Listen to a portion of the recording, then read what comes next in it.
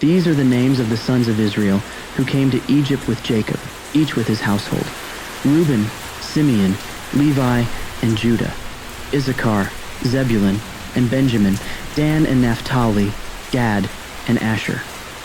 All the descendants of Jacob were 70 persons. Joseph was already in Egypt. Then Joseph died, and all his brothers and all that generation. But the people of Israel were fruitful and increased greatly. They multiplied and grew exceedingly strong, so that the land was filled with them. Now there arose a new king over Egypt who did not know Joseph. And he said to his people, "Behold, the people of Israel are too many and too mighty for us. Come, let us deal shrewdly with them, lest they multiply. And if war breaks out, they join our enemies and fight against us and escape from the land." Therefore they set taskmasters over them to afflict them with heavy burdens. They built for Pharaoh store cities, Pithom and Ramses. But the more they were oppressed, the more they multiplied, and the more they spread abroad. And the Egyptians were in dread of the people of Israel. So they ruthlessly made the people of Israel work as slaves and made their lives bitter with hard service in mortar and brick and in all kinds of work in the field. In all their work, they ruthlessly made them work as slaves. Then the king of Egypt said to the Hebrew midwives, one of whom was named Shiphrah and the other Puah, "When you serve as midwife to the Hebrew women and see them on the birth stool, if it is a son, you shall kill him. But if it is a daughter, she shall live."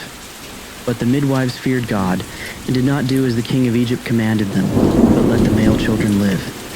So the king of Egypt called the midwives and said to them, "Why have you done this, and let the male children live?" The midwives said to Pharaoh, "Because the Hebrew women are not like the Egyptian women, for they are vigorous and give birth before the midwife comes to them." So God dealt well with the midwives, and the people multiplied and grew very strong. And because the midwives feared God, he gave them families. Then Pharaoh commanded all his people, "Every son that is born to the Hebrews you shall cast into the Nile, but you shall let every daughter live." Now a man from the house of Levi went and took as his wife a Levite woman. The woman conceived and bore a son, and when she saw that he was a fine child, she hid him 3 months. When she could hide him no longer, she took for him a basket made of bulrushes and daubed it with bitumen and pitch. She put the child in it and placed it among the reeds by the river bank. And his sister stood at a distance to know what would be done to him. Now the daughter of Pharaoh came down to bathe at the river while her young women walked beside the river. She saw the basket among the reeds and sent her servant woman, and she took it. When she opened it, she saw the child, and behold, the baby was crying. She took pity on him and said, "This is one of the Hebrews' children." Then his sister said to Pharaoh's daughter, "Shall I go and call you a nurse from the Hebrew women to nurse the child for you?" And Pharaoh's daughter said to her, "Go." So the girl went and called the child's mother.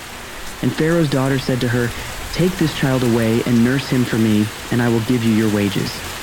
So the woman took the child and nursed him. When the child grew older, she brought him to Pharaoh's daughter, and he became her son. She named him Moses because, she said, "I drew him out of the water." One day when Moses had grown up, he went out to his people and looked on their burdens, and he saw an Egyptian beating a Hebrew, one of his people. He looked this way and that, and seeing no one, he struck down the Egyptian and hid him in the sand. When he went out the next day, behold, 2 Hebrews were struggling together. And he said to the man in the wrong, "Why do you strike your companion?" He answered, "Who made you a prince and a judge over us? Do you mean to kill me as you killed the Egyptian?" Then Moses was afraid and thought, "Surely the thing is known." When Pharaoh heard of it, he sought to kill Moses. But Moses fled from Pharaoh and stayed in the land of Midian, and he sat down by a well. Now the priest of Midian had 7 daughters, and they came and drew water and filled the troughs to water their father's flock. The shepherds came and drove them away, but Moses stood up and saved them and watered their flock. When they came home to their father Reuel, he said, "How is it that you have come home so soon today?"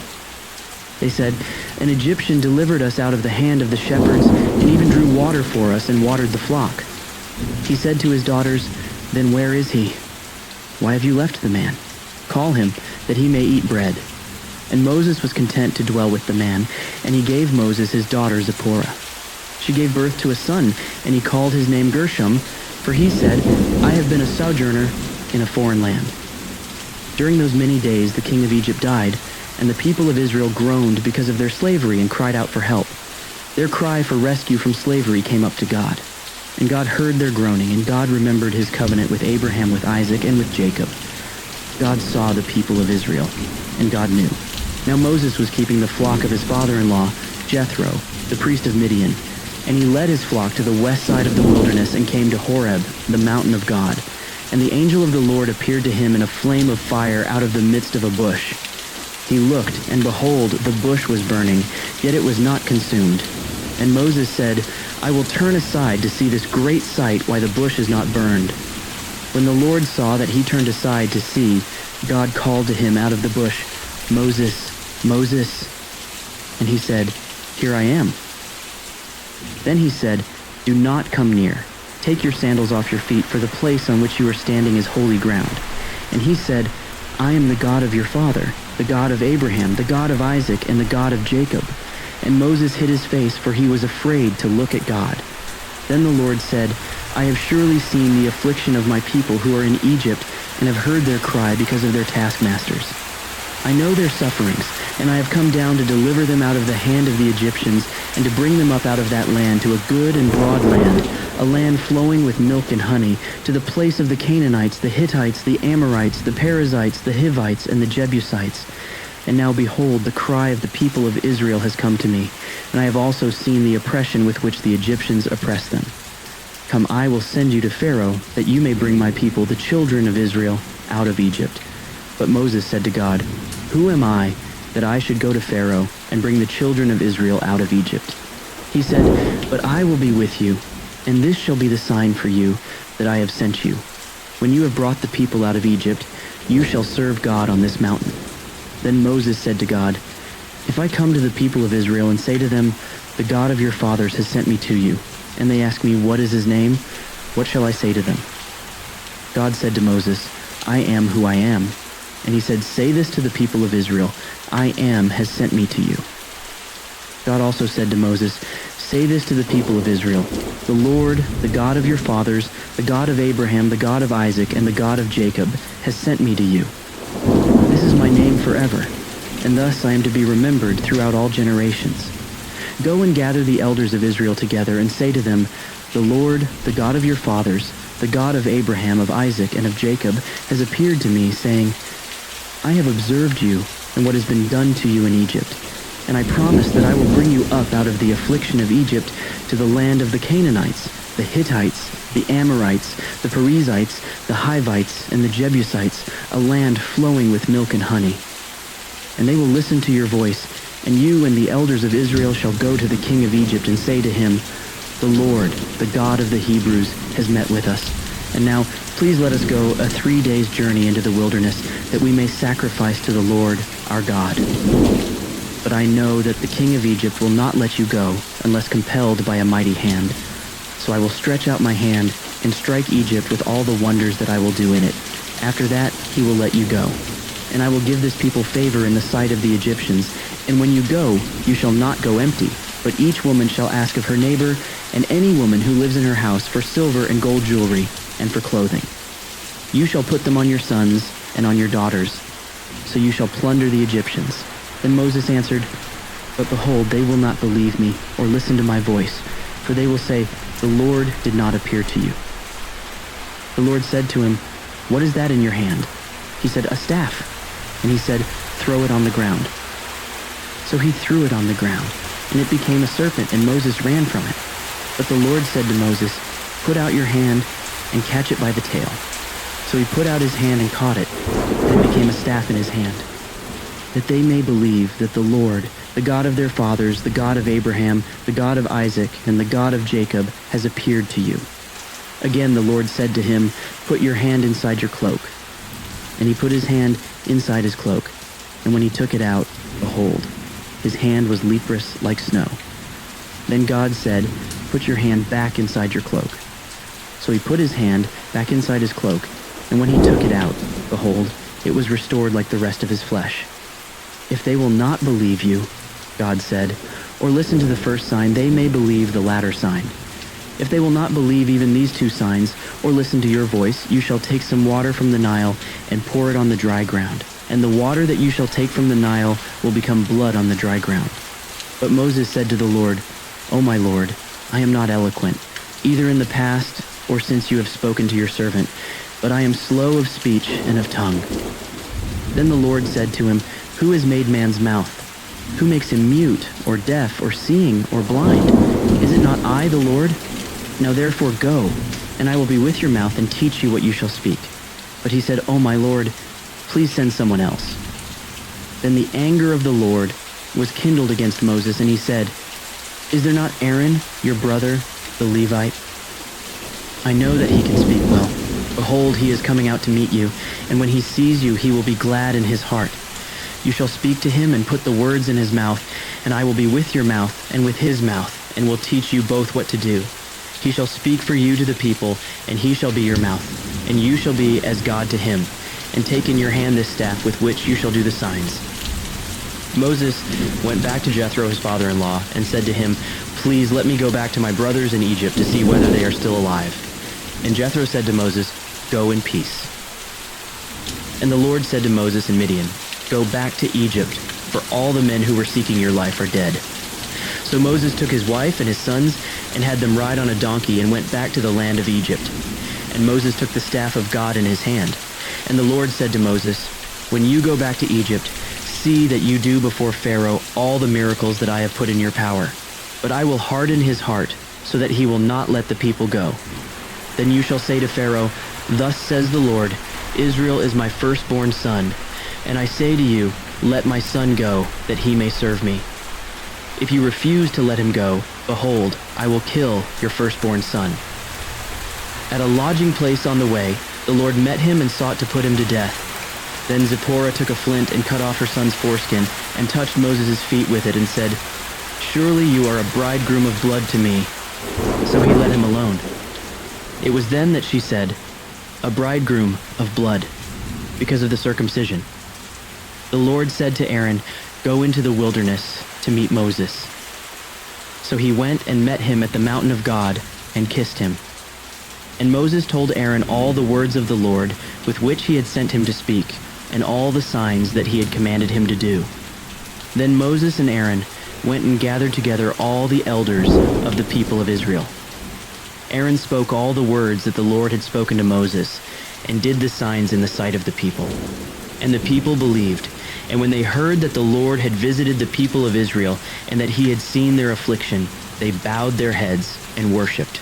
Afterward Moses and Aaron went and said to Pharaoh, 'Thus says the Lord, the God of Israel, let my people go, that they may hold a feast to me in the wilderness.'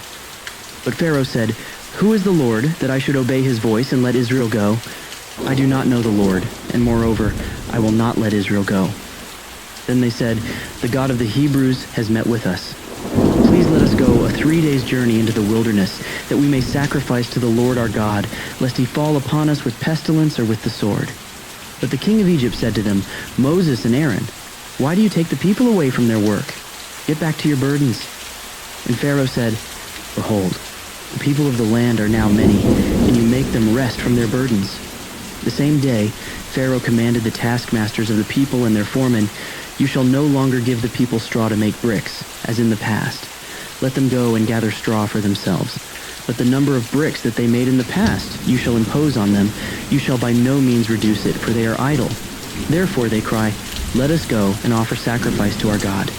Let heavier work be laid on the men, that they may labor at it and pay no regard to lying words.'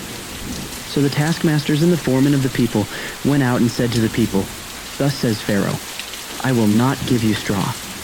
Go and get your straw yourselves wherever you can find it, but your work will not be reduced in the least.' So the people were scattered throughout all the land of Egypt to gather stubble for straw. The taskmasters were urgent, saying, 'Complete your work, your daily task each day as when there was straw.' And the foremen of the people of Israel, whom Pharaoh's taskmasters had set over them, were beaten and were asked, 'Why have you not done all your task of making bricks today and yesterday, as in the past?'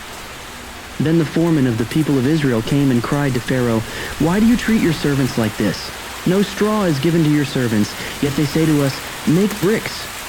And behold, your servants are beaten, but the fault is in your own people.' But he said, 'You are idle, you are idle. That is why you say, "Let us go and sacrifice to the Lord. Go now and work. No straw will be given you, but you must still deliver the same number of bricks." The foremen of the people of Israel saw that they were in trouble when they said, "You shall by no means reduce your number of bricks, your daily task each day." They met Moses and Aaron, who were waiting for them as they came out from Pharaoh, and they said to them, "The Lord look on you and judge, because you have made us stink in the sight of Pharaoh and his servants, and have put a sword in their hand to kill us." Then Moses turned to the Lord and said, "O Lord, why have you done evil to this people? Why did you ever send me? For since I came to Pharaoh to speak in your name, he has done evil to this people, and you have not delivered your people at all." But the Lord said to Moses, "Now you shall see what I will do to Pharaoh, for with a strong hand he will send them out, and with a strong hand he will drive them out of his land." God spoke to Moses and said to him, "I am the Lord. I appeared to Abraham, to Isaac, and to Jacob as God Almighty, but by my name the Lord I did not make myself known to them. I also established my covenant with them to give them the land of Canaan, the land in which they lived as sojourners.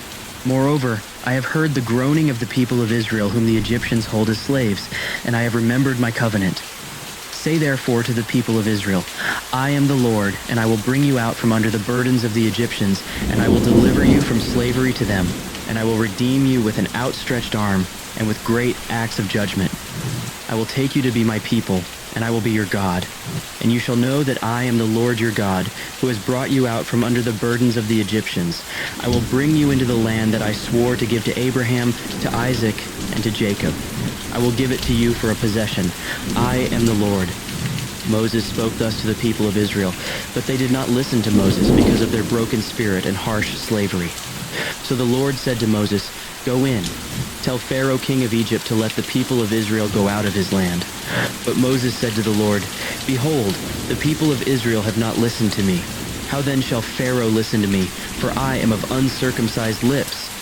But the Lord spoke to Moses and Aaron and gave them a charge about the people of Israel and about Pharaoh king of Egypt, to bring the people of Israel out of the land of Egypt. These are the heads of their fathers' houses, the sons of Reuben, the firstborn of Israel: Hanok, Palu, Hezron, and Carmi. These are the clans of Reuben. The sons of Simeon: Jemuel, Jamin, Ohad, Jachin, Zohar, and Shaul, the son of a Canaanite woman. These are the clans of Simeon. These are the names of the sons of Levi, according to their generations: Gershon, Kohath, and Merari, the years of the life of Levi being 137 years. The sons of Gershon, Libni, and Shimei, by their clans. The sons of Kohath: Amram, Izhar, Hebron, and Uzziel. The years of the life of Kohath being 133 years. The sons of Merari, Mahli, and Mushi. These are the clans of the Levites according to their generations. Amram took as his wife Jochebed his father's sister, and she bore him Aaron and Moses, the years of the life of Amram being 137 years. The sons of Izhar, Korah, Nepheg, and Zichri. The sons of Uzziel, Mishael, Elzaphan, and Sithri. Aaron took as his wife Elisheba, the daughter of Amminadab, and the sister of Nahshon, and she bore him Nadab, Abihu, Eleazar, and Ithamar. The sons of Korah: Asir, Elkanah, and Abiasaph. These are the clans of the Korahites. Eleazar, Aaron's son, took as his wife one of the daughters of Putiel, and she bore him Phinehas. These are the heads of the fathers' houses of the Levites by their clans. These are the Aaron and Moses, to whom the Lord said, "Bring out the people of Israel from the land of Egypt by their hosts." It was they who spoke to Pharaoh king of Egypt about bringing out the people of Israel from Egypt, this Moses and this Aaron. On the day when the Lord spoke to Moses in the land of Egypt, the Lord said to Moses, "I am the Lord. Tell Pharaoh king of Egypt all that I say to you." But Moses said to the Lord, "Behold, I am of uncircumcised lips. How will Pharaoh listen to me?" And the Lord said to Moses, "See, I have made you like God to Pharaoh, and your brother Aaron shall be your prophet. You shall speak all that I command you, and your brother Aaron shall tell Pharaoh to let the people of Israel go out of his land.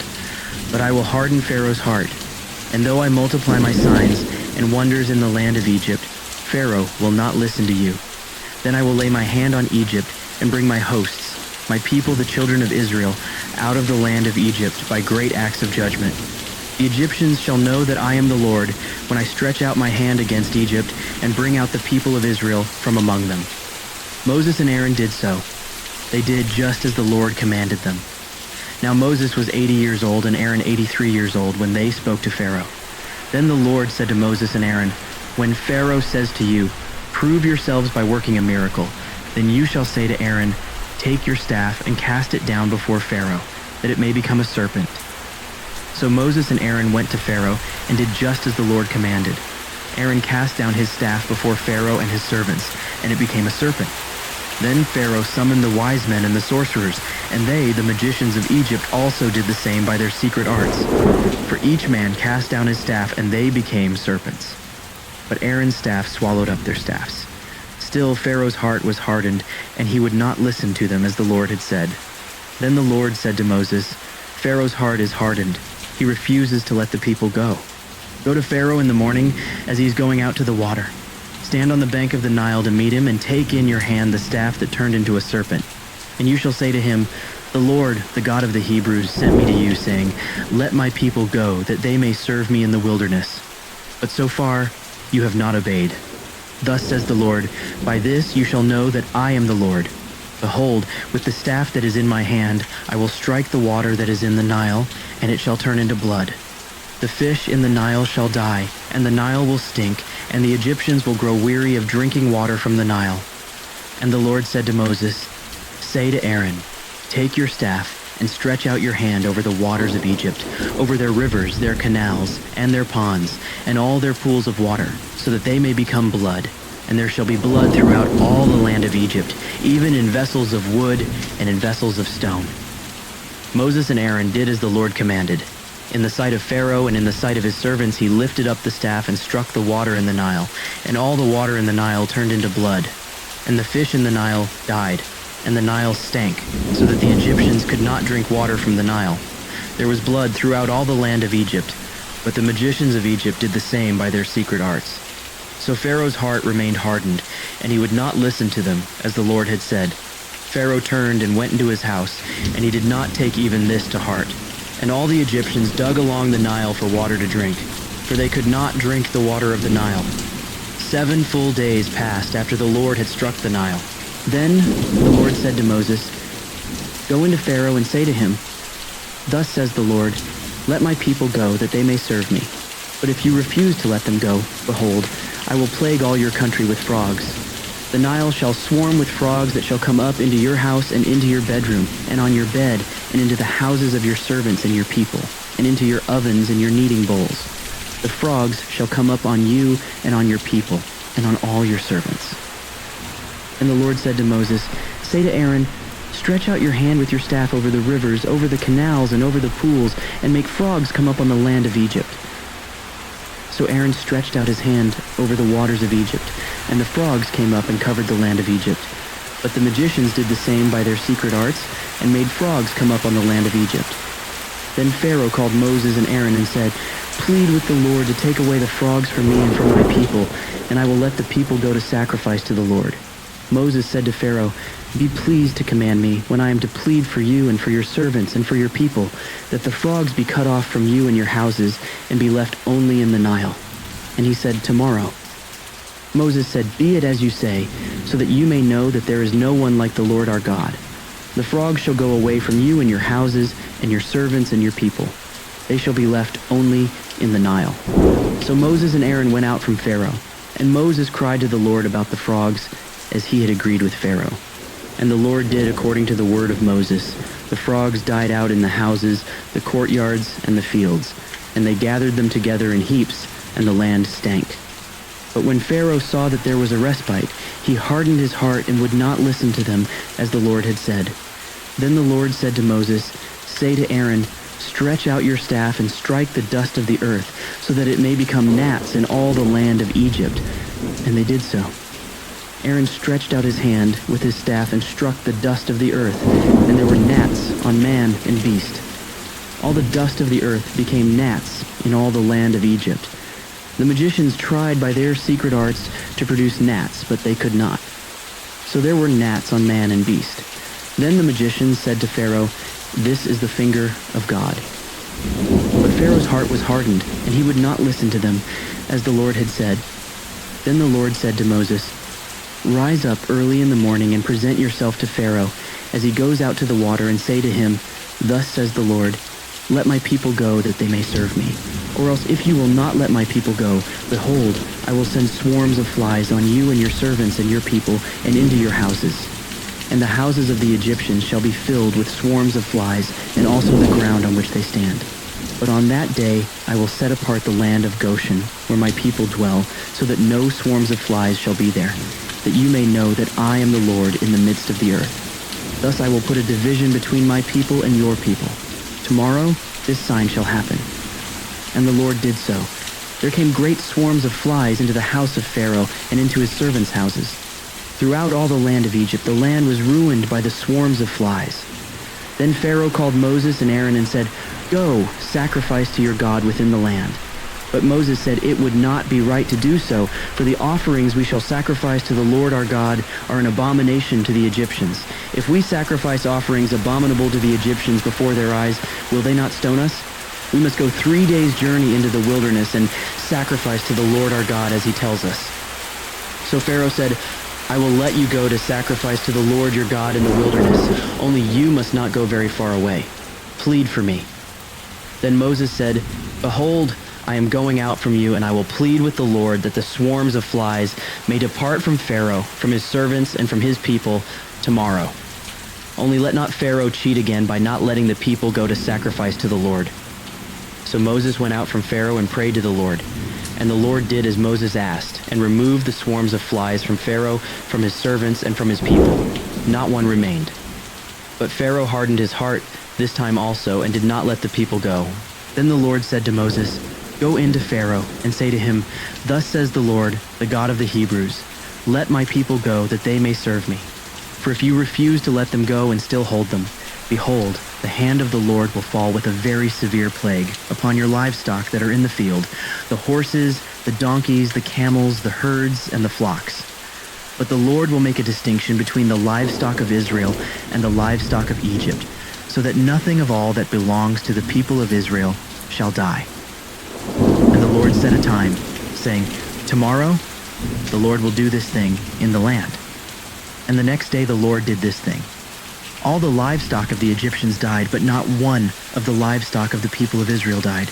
And Pharaoh sent, and behold, not one of the livestock of Israel was dead. But the heart of Pharaoh was hardened, and he did not let the people go. And the Lord said to Moses and Aaron, 'Take handfuls of soot from the kiln, and let Moses throw them in the air in the sight of Pharaoh. It shall become fine dust over all the land of Egypt, and become boils breaking out in sores on man and beast throughout all the land of Egypt.' So they took soot from the kiln and stood before Pharaoh. And Moses threw it in the air, and it became boils breaking out in sores on man and beast. And the magicians could not stand before Moses because of the boils, for the boils came upon the magicians and upon all the Egyptians. But the Lord hardened the heart of Pharaoh, and he did not listen to them as the Lord had spoken to Moses. Then the Lord said to Moses, "Rise up early in the morning and present yourself before Pharaoh, and say to him, 'Thus says the Lord, the God of the Hebrews, let my people go that they may serve me. For this time I will send all my plagues on you yourself, and on your servants and your people, so that you may know that there is none like me in all the earth. For by now I could have put out my hand and struck you and your people with pestilence, and you would have been cut off from the earth. But for this purpose I have raised you up, to show you my power, so that my name may be proclaimed in all the earth. You are still exalting yourself against my people and will not let them go. Behold, about this time tomorrow I will cause very heavy hail to fall, such as never has been in Egypt from the day it was founded until now. Now therefore send, get your livestock and all that you have in the field into safe shelter, for every man and beast that is in the field and is not brought home will die when the hail falls on them." Then whoever feared the word of the Lord among the servants of Pharaoh hurried his slaves and his livestock into the houses, but whoever did not pay attention to the word of the Lord left his slaves and his livestock in the field. Then the Lord said to Moses, "Stretch out your hand toward heaven, so that there may be hail in all the land of Egypt, on man and beast, and every plant of the field in the land of Egypt." Then Moses stretched out his staff toward heaven, and the Lord sent thunder and hail, and fire ran down to the earth. And the Lord rained hail upon the land of Egypt. There was hail and fire flashing continually in the midst of the hail, very heavy hail, such as had never been in all the land of Egypt since it became a nation. The hail struck down everything that was in the field in all the land of Egypt, both man and beast. And the hail struck down every plant of the field and broke every tree of the field. Only in the land of Goshen, where the people of Israel were, was there no hail. Then Pharaoh sent and called Moses and Aaron and said to them, "This time I have sinned. The Lord is in the right, and I and my people are in the wrong. Plead with the Lord, for there has been enough of God's thunder and hail. I will let you go, and you shall stay no longer." Moses said to him, "As soon as I have gone out of the city, I will stretch out my hands to the Lord. The thunder will cease, and there will be no more hail, so that you may know that the earth is the Lord's. But as for you and your servants, I know that you do not yet fear the Lord God." The flax and the barley were struck down, for the barley was in the ear, and the flax was in bud. But the wheat and the emmer were not struck down, for they are late in coming up. So Moses went out of the city from Pharaoh and stretched out his hands to the Lord, and the thunder and the hail ceased, and the rain no longer poured upon the earth. But when Pharaoh saw that the rain and the hail and the thunder had ceased, he sinned yet again and hardened his heart, he and his servants. So the heart of Pharaoh was hardened, and he did not let the people of Israel go, just as the Lord had spoken through Moses. Then the Lord said to Moses, "Go into Pharaoh, for I have hardened his heart and the heart of his servants, that I may show these signs of mine among them, and that you may tell in the hearing of your son and of your grandson how I have dealt harshly with the Egyptians, and what signs I have done among them, that you may know that I am the Lord."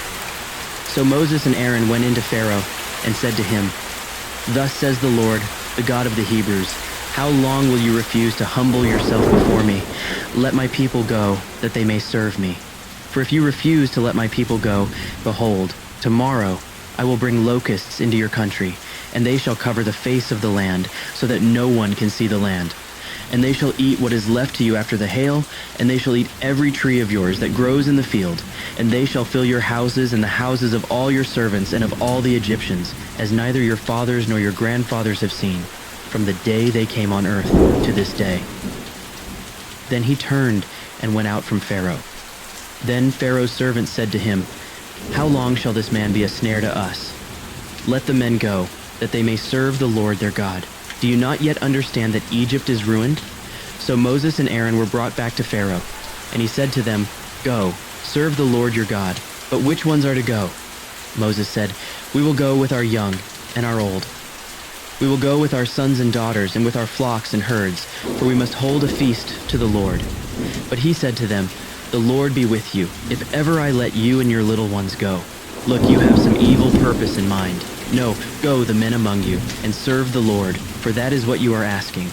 And they were driven out from Pharaoh's presence. Then the Lord said to Moses, "Stretch out your hand over the land of Egypt for the locusts, so that they may come upon the land of Egypt and eat every plant in the land, all that the hail has left." So Moses stretched out his staff over the land of Egypt, and the Lord brought an east wind upon the land all that day and all that night. When it was morning, the east wind had brought the locusts. The locusts came up over all the land of Egypt and settled on the whole country of Egypt, such a dense swarm of locusts as had never been before, nor ever will be again. They covered the face of the whole land, so that the land was darkened, and they ate all the plants in the land, and all the fruit of the trees that the hail had left. Not a green thing remained, neither tree nor plant of the field, through all the land of Egypt. Then Pharaoh hastily called Moses and Aaron, and said, "I have sinned against the Lord your God, and against you. Now therefore, forgive my sin, please only this once, and plead with the Lord your God, only to remove this death from me."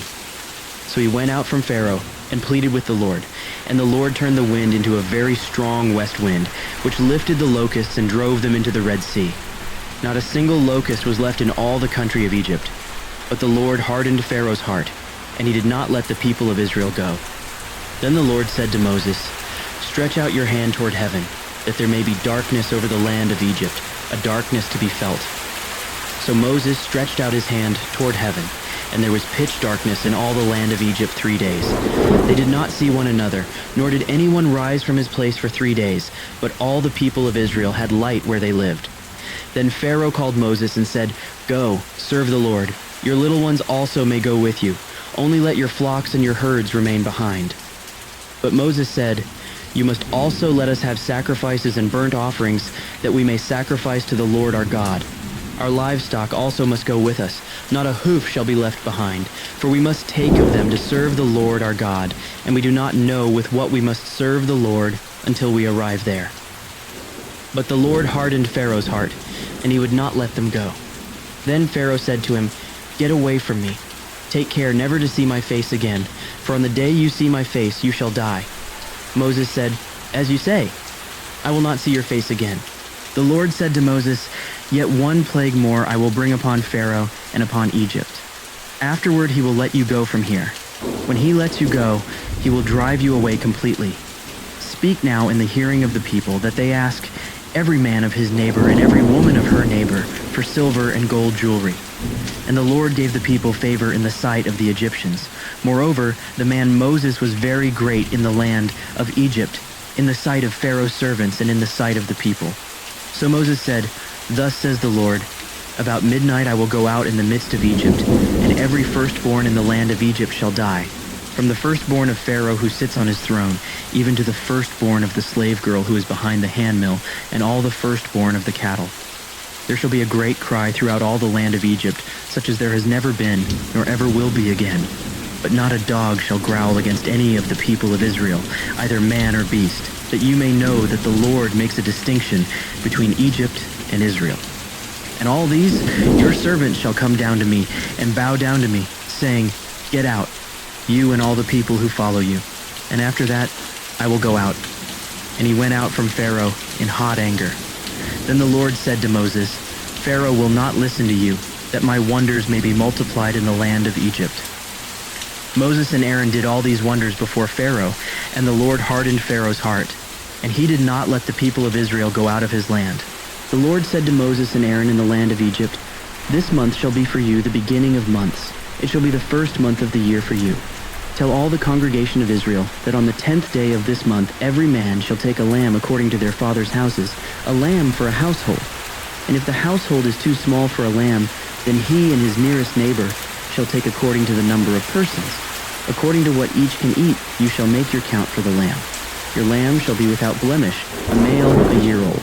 You may take it from the sheep or from the goats, and you shall keep it until the 14th day of this month, when the whole assembly of the congregation of Israel shall kill their lambs at twilight. Then they shall take some of the blood and put it on the 2 doorposts and the lintel of the houses in which they eat it. They shall eat the flesh that night, roasted on the fire. With unleavened bread and bitter herbs they shall eat it. Do not eat any of it raw or boiled in water, but roasted, its head with its legs and its inner parts. And you shall let none of it remain until the morning. Anything that remains until the morning you shall burn. In this manner you shall eat it, with your belt fastened, your sandals on your feet, and your staff in your hand. And you shall eat it in haste. It is the Lord's Passover. For I will pass through the land of Egypt that night, and I will strike all the firstborn in the land of Egypt, both man and beast. And on all the gods of Egypt I will execute judgments. I am the Lord. The blood shall be a sign for you on the houses where you are. And when I see the blood, I will pass over you, and no plague will befall you to destroy you when I strike the land of Egypt. This day shall be for you a memorial day, and you shall keep it as a feast to the Lord. Throughout your generations, as a statute forever, you shall keep it as a feast. 7 days you shall eat unleavened bread. On the first day you shall remove leaven out of your houses. For if anyone eats what is leavened, from the first day until the 7th day, that person shall be cut off from Israel. On the first day you shall hold a holy assembly, and on the 7th day a holy assembly. No work shall be done on those days, but what everyone needs to eat, that alone may be prepared by you. And you shall observe the feast of unleavened bread, for on this very day I brought your hosts out of the land of Egypt. Therefore you shall observe this day throughout your generations as a statute forever. In the first month, from the 14th day of the month at evening, you shall eat unleavened bread until the 21st day of the month at evening. For 7 days no leaven is to be found in your houses. If anyone eats what is leavened, that person will be cut off from the congregation of Israel, whether he is a sojourner or a native of the land. You shall eat nothing leavened. In all your dwelling places you shall eat unleavened bread." Then Moses called all the elders of Israel and said to them, "Go and select lambs for yourselves according to your clans, and kill the Passover lamb. Take a bunch of hyssop and dip it in the blood that is in the basin, and touch the lintel and the 2 doorposts with the blood that is in the basin. None of you shall go out of the door of his house until the morning. For the Lord will pass through to strike the Egyptians, and when he sees the blood on the lintel and on the 2 doorposts, the Lord will pass over the door and will not allow the destroyer to enter your houses to strike you. You shall observe this rite as a statute for you and for your sons forever. And when you come to the land that the Lord will give you as he has promised, you shall keep this service. And when your children say to you, 'What do you mean by this service?' you shall say, 'It is the sacrifice of the Lord's Passover. For he passed over the houses of the people of Israel in Egypt, when he struck the Egyptians but spared our houses.' And the people bowed their heads and worshipped. Then the people of Israel went and did so. As the Lord had commanded Moses and Aaron, so they did. At midnight the Lord struck down all the firstborn in the land of Egypt, from the firstborn of Pharaoh, who sat on his throne, to the firstborn of the captive who was in the dungeon, and all the firstborn of the livestock. And Pharaoh rose up in the night, he and all his servants and all the Egyptians. And there was a great cry in Egypt, for there was not a house where someone was not dead. Then he summoned Moses and Aaron by night and said, 'Up, go out from among my people, both you and the people of Israel, and go, serve the Lord as you have said. Take your flocks and your herds as you have said, and be gone, and bless me also.' The Egyptians were urgent with the people to send them out of the land in haste, for they said, 'We shall all be dead.' So the people took their dough before it was leavened, their kneading bowls being bound up in their cloaks on their shoulders. The people of Israel had also done as Moses told them, for they had asked the Egyptians for silver and gold jewelry and for clothing. And the Lord had given the people favor in the sight of the Egyptians, so that they let them have what they asked. Thus they plundered the Egyptians. And the people of Israel journeyed from Ramesses to Succoth, about 600,000 men on foot, besides women and children. A mixed multitude also went up with them, and very much livestock, both flocks and herds. And they baked unleavened cakes of the dough that they had brought out of Egypt, for it was not leavened, because they were thrust out of Egypt and could not wait, nor had they prepared any provisions for themselves. The time that the people of Israel lived in Egypt was 430 years. At the end of 430 years, on that very day, all the hosts of the Lord went out from the land of Egypt. It was a night of watching by the Lord to bring them out of the land of Egypt. So this same night is a night of watching kept to the Lord by all the people of Israel throughout their generations. And the Lord said to Moses and Aaron, "This is the statute of the Passover. No foreigner shall eat of it, but every slave that is bought for money may eat of it after you have circumcised him. No foreigner or hired worker may eat of it. It shall be eaten in one house. You shall not take any of the flesh outside the house, and you shall not break any of its bones. All the congregation of Israel shall keep it. If a stranger shall sojourn with you and would keep the Passover to the Lord, let all his males be circumcised. Then he may come near and keep it. He shall be as a native of the land, but no uncircumcised person shall eat of it. There shall be one law for the native and for the stranger who sojourns among you." All the people of Israel did just as the Lord commanded Moses and Aaron. And on that very day the Lord brought the people of Israel out of the land of Egypt by their hosts. The Lord said to Moses, "Consecrate to me all the firstborn. Whatever is the first to open the womb among the people of Israel, both of man and of beast, is mine." Then Moses said to the people, "Remember this day in which you came out from Egypt, out of the house of slavery, for by a strong hand the Lord brought you out from this place. No leavened bread shall be eaten. Today, in the month of Abib, you are going out. And when the Lord brings you into the land of the Canaanites, the Hittites, the Amorites, the Hivites, and the Jebusites, which he swore to your fathers to give you, a land flowing with milk and honey, you shall keep this service in this month. 7 days you shall eat unleavened bread, and on the 7th day there shall be a feast to the Lord. Unleavened bread shall be eaten for 7 days. No leavened bread shall be seen with you, and no leaven shall be seen with you in all your territory. You shall tell your son on that day, 'It is because of what the Lord did for me when I came out of Egypt.' And it shall be to you as a sign on your hand and as a memorial between your eyes, that the law of the Lord may be in your mouth. For with a strong hand the Lord has brought you out of Egypt. You shall therefore keep this statute at its appointed time from year to year.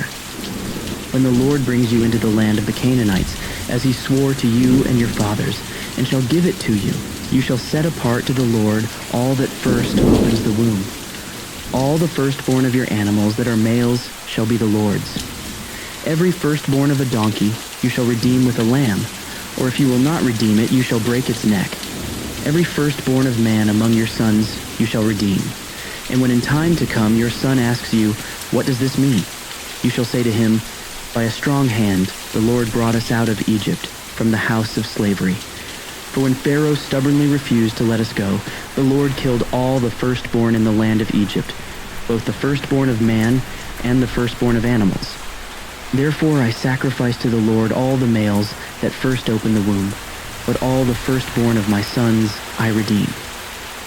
It shall be as a mark on your hand, or frontlets between your eyes, for by a strong hand the Lord brought us out of Egypt. When Pharaoh let the people go, God did not lead them by way of the land of the Philistines, although that was near. For God said, "Lest the people change their minds when they see war and return to Egypt." But God led the people around by the way of the wilderness toward the Red Sea, and the people of Israel went up out of the land of Egypt equipped for battle. Moses took the bones of Joseph with him, for Joseph had made the sons of Israel solemnly swear, saying, "God will surely visit you, and you shall carry up my bones with you from here." And they moved on from Succoth and encamped at Etham on the edge of the wilderness. And the Lord went before them by day in a pillar of cloud to lead them along the way, and by night in a pillar of fire to give them light, that they might travel by day and by night. The pillar of cloud by day and the pillar of fire by night did not depart from before the people. Then the Lord said to Moses, "Tell the people of Israel to turn back and encamp in front of Pi-hahiroth, between Migdol and the sea, in front of Baal-zephon. You shall encamp facing it by the sea. For Pharaoh will say of the people of Israel, 'They are wandering in the land. The wilderness has shut them in.' And I will harden Pharaoh's heart, and he will pursue them, and I will get glory over Pharaoh and all his host, and the Egyptians shall know that I am the Lord." And they did so. When the king of Egypt was told that the people had fled, the mind of Pharaoh and his servants was changed toward the people, and they said, "What is this we have done, that we have let Israel go from serving us?" So he made ready his chariot and took his army with him, and took 600 chosen chariots and all the other chariots of Egypt, with officers over all of them. And the Lord hardened the heart of Pharaoh king of Egypt, and he pursued the people of Israel, while the people of Israel were going out defiantly. The Egyptians pursued them, all Pharaoh's horses and chariots and his horsemen and his army, and overtook them and camped at the sea, by Pi-hahiroth, in front of Baal-zephon. When Pharaoh drew near, the people of Israel lifted up their eyes, and behold, the Egyptians were marching after them, and they feared greatly. And the people of Israel cried out to the Lord. They said to Moses, "Is it because there are no graves in Egypt that you have taken us away to die in the wilderness? What have you done to us in bringing us out of Egypt? Is not this what we said to you in Egypt? Leave us alone, that we may serve the Egyptians? For it would have been better for us to serve the Egyptians than to die in the wilderness." And Moses said to the people, "Fear not, stand firm, and see the salvation of the Lord, which he will work for you today. For the Egyptians whom you see today, you shall never see again. The Lord will fight for you, and you have only to be silent." The Lord said to Moses, "Why do you cry to me? Tell the people of Israel to go forward. Lift up your staff and stretch out your hand over the sea and divide it, that the people of Israel may go through the sea on dry ground. And I will harden the hearts of the Egyptians so that they shall go in after them. And I will get glory over Pharaoh and all his host, his chariots and his horsemen. And the Egyptians shall know that I am the Lord, when I have gotten glory over Pharaoh, his chariots and his horsemen." Then the angel of God, who was going before the host of Israel, moved and went behind them. And the pillar of cloud moved from before them and stood behind them, coming between the host of Egypt and the host of Israel. And there was the cloud and the darkness, and it lit up the night without one coming near the other all night. Then Moses stretched out his hand over the sea, and the Lord drove the sea back by a strong east wind all night, and made the sea dry land, and the waters were divided. And the people of Israel went into the midst of the sea on dry ground, the waters being a wall to them on their right hand and on their left. The Egyptians pursued and went in after them into the midst of the sea, all Pharaoh's horses, his chariots, and his horsemen. And in the morning, watched the Lord in the pillar of fire and of cloud, looked down on the Egyptian forces and threw the Egyptian forces into a panic, clogging their chariot wheels so that they drove heavily. And the Egyptians said, "Let us flee from before Israel, for the Lord fights for them against the Egyptians." Then the Lord said to Moses, "Stretch out your hand over the sea, that the water may come back upon the Egyptians, upon their chariots, and upon their horsemen."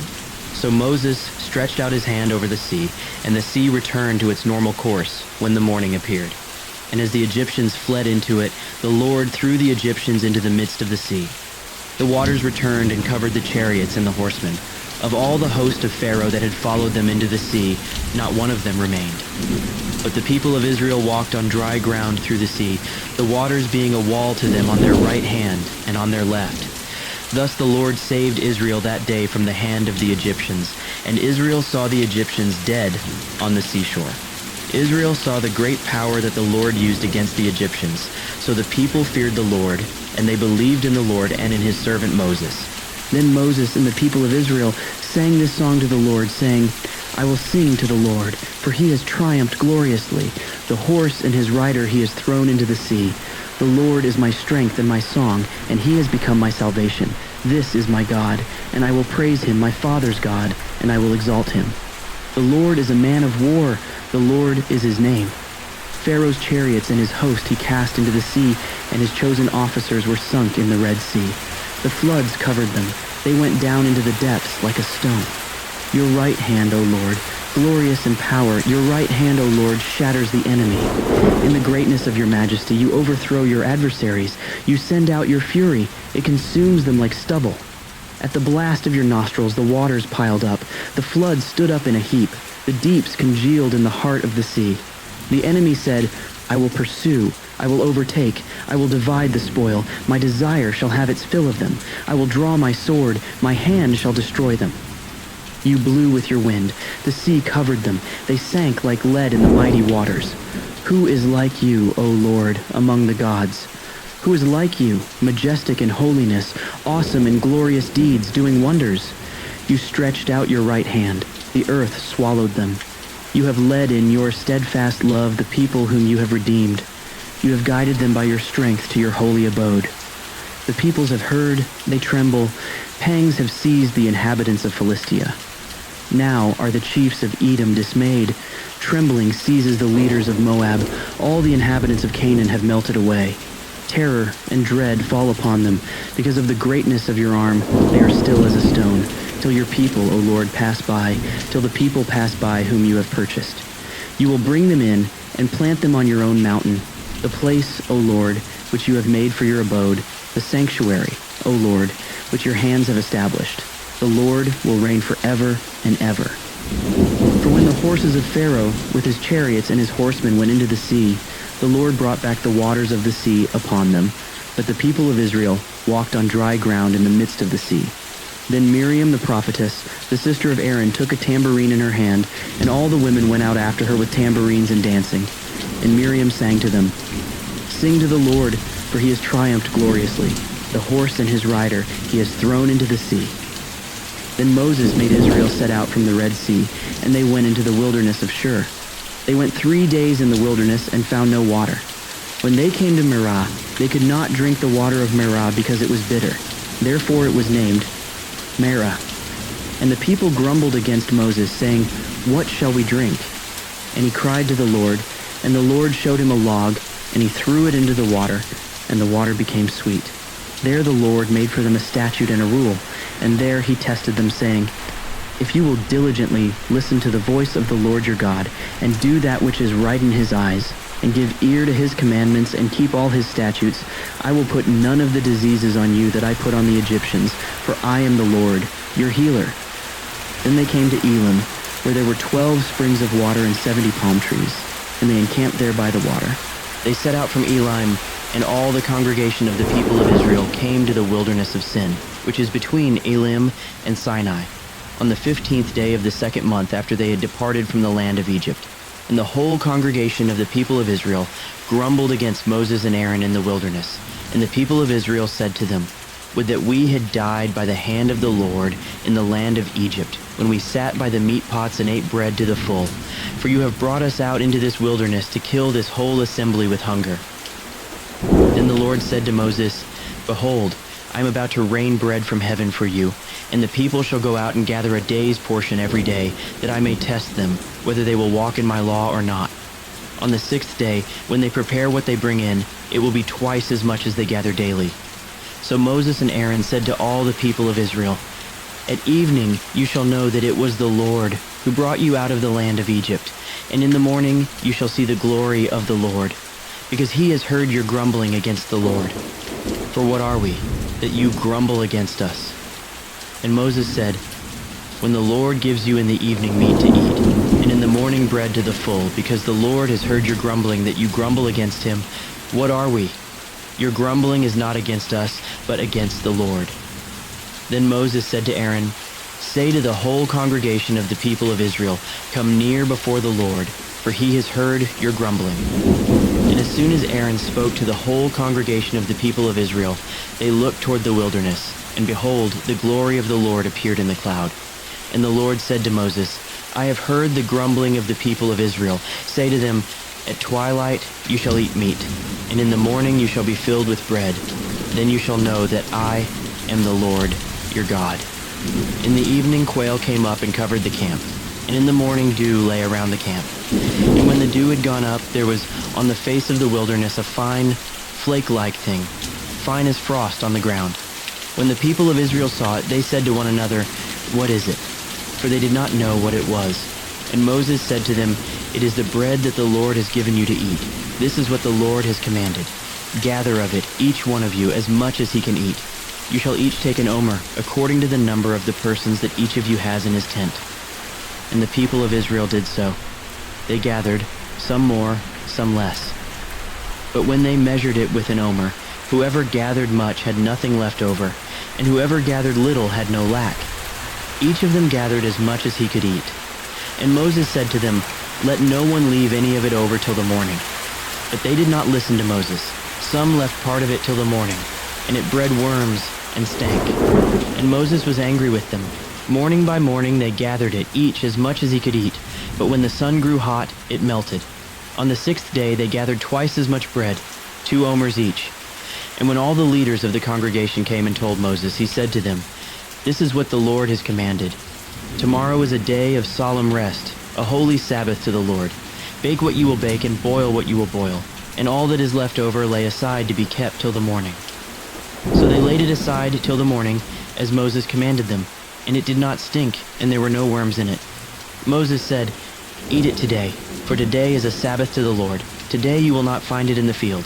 6 days you shall gather it, but on the 7th day, which is a Sabbath, there will be none." On the 7th day some of the people went out to gather, but they found none. And the Lord said to Moses, "How long will you refuse to keep my commandments and my laws? See, the Lord has given you the Sabbath. Therefore on the 6th day he gives you bread for 2 days. Remain each of you in his place. Let no one go out of his place on the 7th day."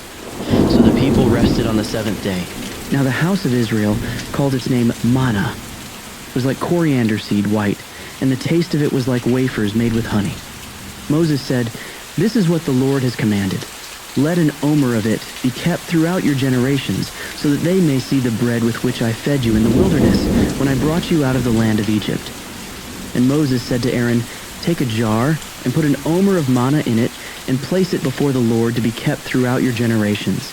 As the Lord commanded Moses, so Aaron placed it before the testimony to be kept. The people of Israel ate the manna 40 years, till they came to a habitable land. They ate the manna till they came to the border of the land of Canaan. An omer is the 10th part of an ephah.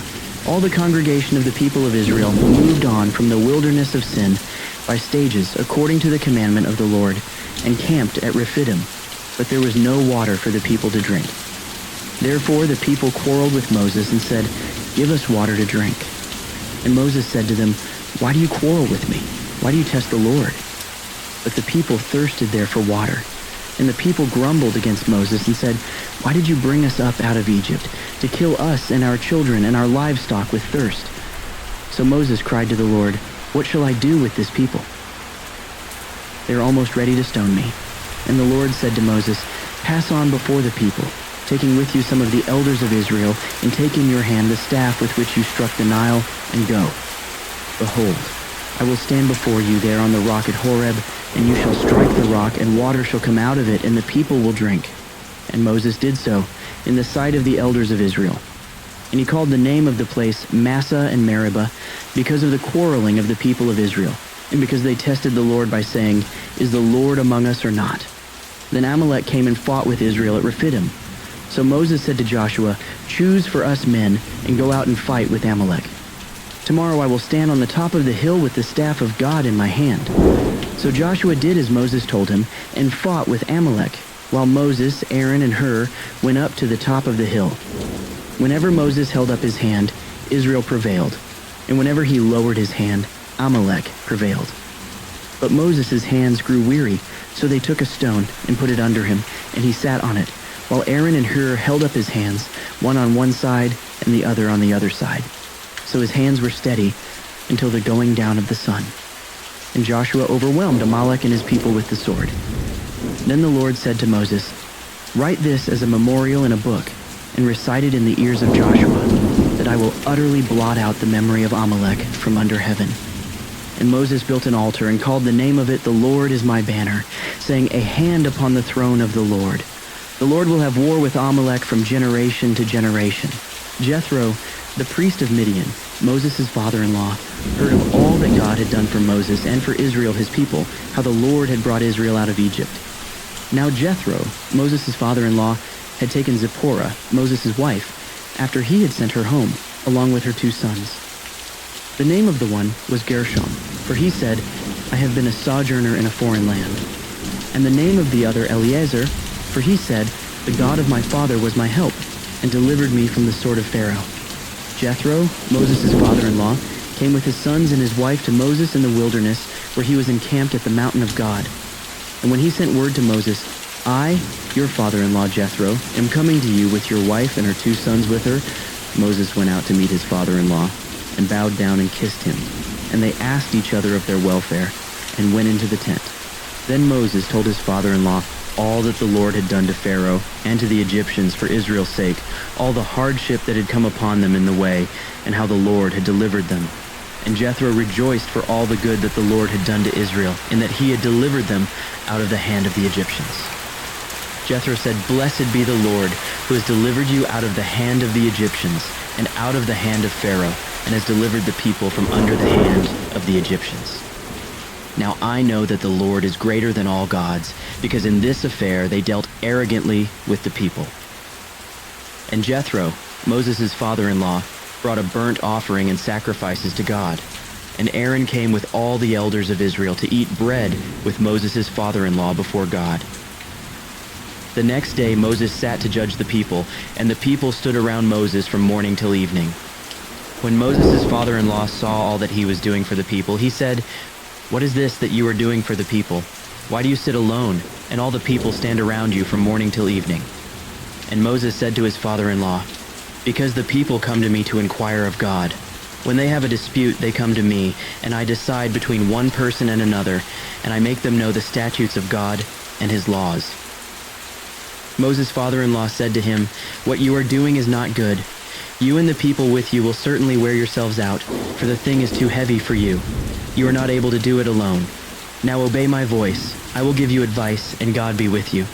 You shall represent the people before God and bring their cases to God, and you shall warn them about the statutes and the laws, and make them know the way in which they must walk and what they must do. Moreover, look for able men from all the people, men who fear God, who are trustworthy and hate a bribe, and place such men over the people as chiefs of thousands, of hundreds, of 50s, and of 10s.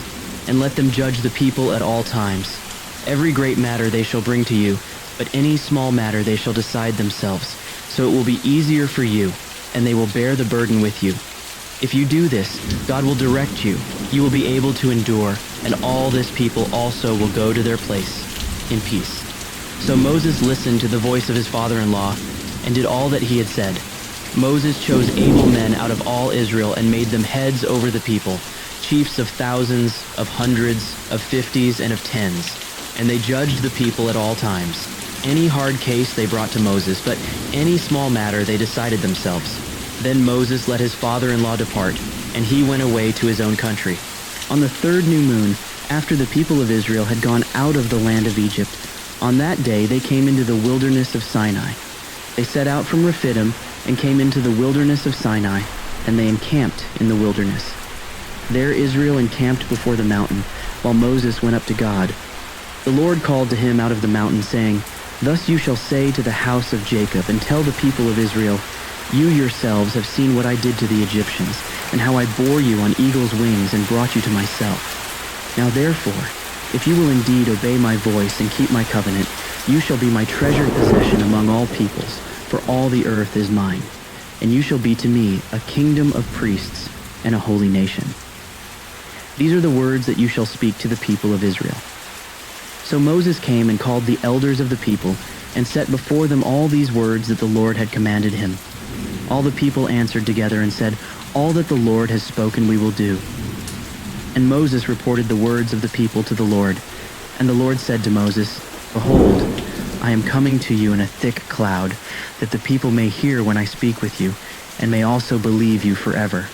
When Moses told the words of the people to the Lord said to Moses, "Go to the people and consecrate them today and tomorrow, and let them wash their garments and be ready for the third day. For on the third day the Lord will come down on Mount Sinai in the sight of all the people. And you shall set limits for the people all around, saying, 'Take care not to go up into the mountain or touch the edge of it. Whoever touches the mountain shall be put to death.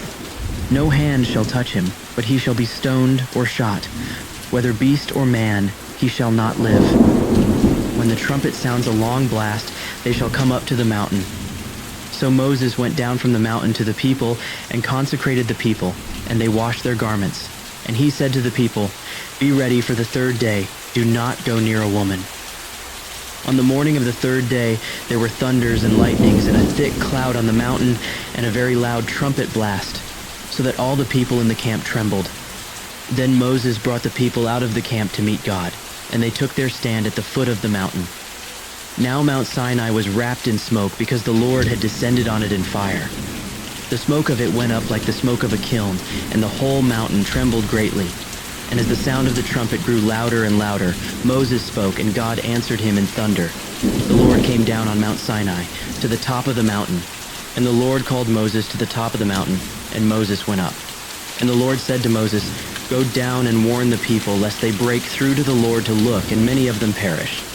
Also let the priests who come near to the Lord consecrate themselves, lest the Lord break out against them." And Moses said to the Lord, "The people cannot come up to Mount Sinai, for you yourself warned us, saying, 'Set limits around the mountain and consecrate it.' And the Lord said to him, 'Go down and come up, bringing Aaron with you. But do not let the priests and the people break through to come up to the Lord, lest he break out against them." So Moses went down to the people and told them. And God spoke all these words, saying, "I am the Lord your God, who brought you out of the land of Egypt, out of the house of slavery. You shall have no other gods before me. You shall not make for yourself a carved image, or any likeness of anything that is in heaven above, or that is in the earth beneath, or that is in the water under the earth. You shall not bow down to them or serve them, for I, the Lord your God, am a jealous God, visiting the iniquity of the fathers on the children, to the third and the fourth generation of those who hate me, but showing steadfast love to thousands of those who love me and keep my commandments. You shall not take the name of the Lord your God in vain, for the Lord will not hold him guiltless who takes his name in vain. Remember the Sabbath day to keep it holy. 6 days you shall labor and do all your work, but the seventh day is a Sabbath to the Lord your God. On it you shall not do any work, you or your son or your daughter, your male servant or your female servant, or your livestock, or the sojourner who is within your gates. For in 6 days the Lord made heaven and earth, the sea and all that is in them, and rested on the seventh day. Therefore the Lord blessed the Sabbath day and made it holy. Honor your father and your mother, that your days may be long in the land that the Lord your God is giving you. You shall not murder. You shall not commit adultery. You shall not steal. You shall not bear false witness against your neighbor. You shall not covet your neighbor's house. You shall not covet your neighbor's wife, or his male servant, or his female servant, or his ox, or his donkey, or anything that is your neighbor's." Now when all the people saw the thunder and the flashes of lightning and the sound of the trumpet and the mountain smoking, the people were afraid and trembled. And they stood far off and said to Moses, "You speak to us, and we will listen. But do not let God speak to us, lest we die." Moses said to the people, "Do not fear, for God has come to test you, that the fear of him may be before you, that you may not sin." The people stood far off, while Moses drew near to the thick darkness where God was. And the Lord said to Moses, "Thus you shall say to the people of Israel, You have seen for yourselves that I have talked with you from heaven. You shall not make gods of silver to be with me, nor shall you make for yourselves gods of gold. An altar of earth you shall make for me, and sacrifice on it your burnt offerings and your peace offerings, your sheep and your oxen. In every place where I cause my name to be remembered, I will come to you and bless you. If you make me an altar of stone, you shall not build it of hewn stones, for if you wield your tool on it, you profane it. And you shall not go up by steps to my altar, that your nakedness be not exposed on it. Now these are the rules that you shall set before them. When you buy a Hebrew slave, he shall serve 6 years, and in the 7th he shall go out free for nothing. If he comes in single, he shall go out single. If he comes in married, then his wife shall go out with him. If his master gives him a wife, and she bears him sons or daughters, the wife and her children shall be her master's, and he shall go out alone.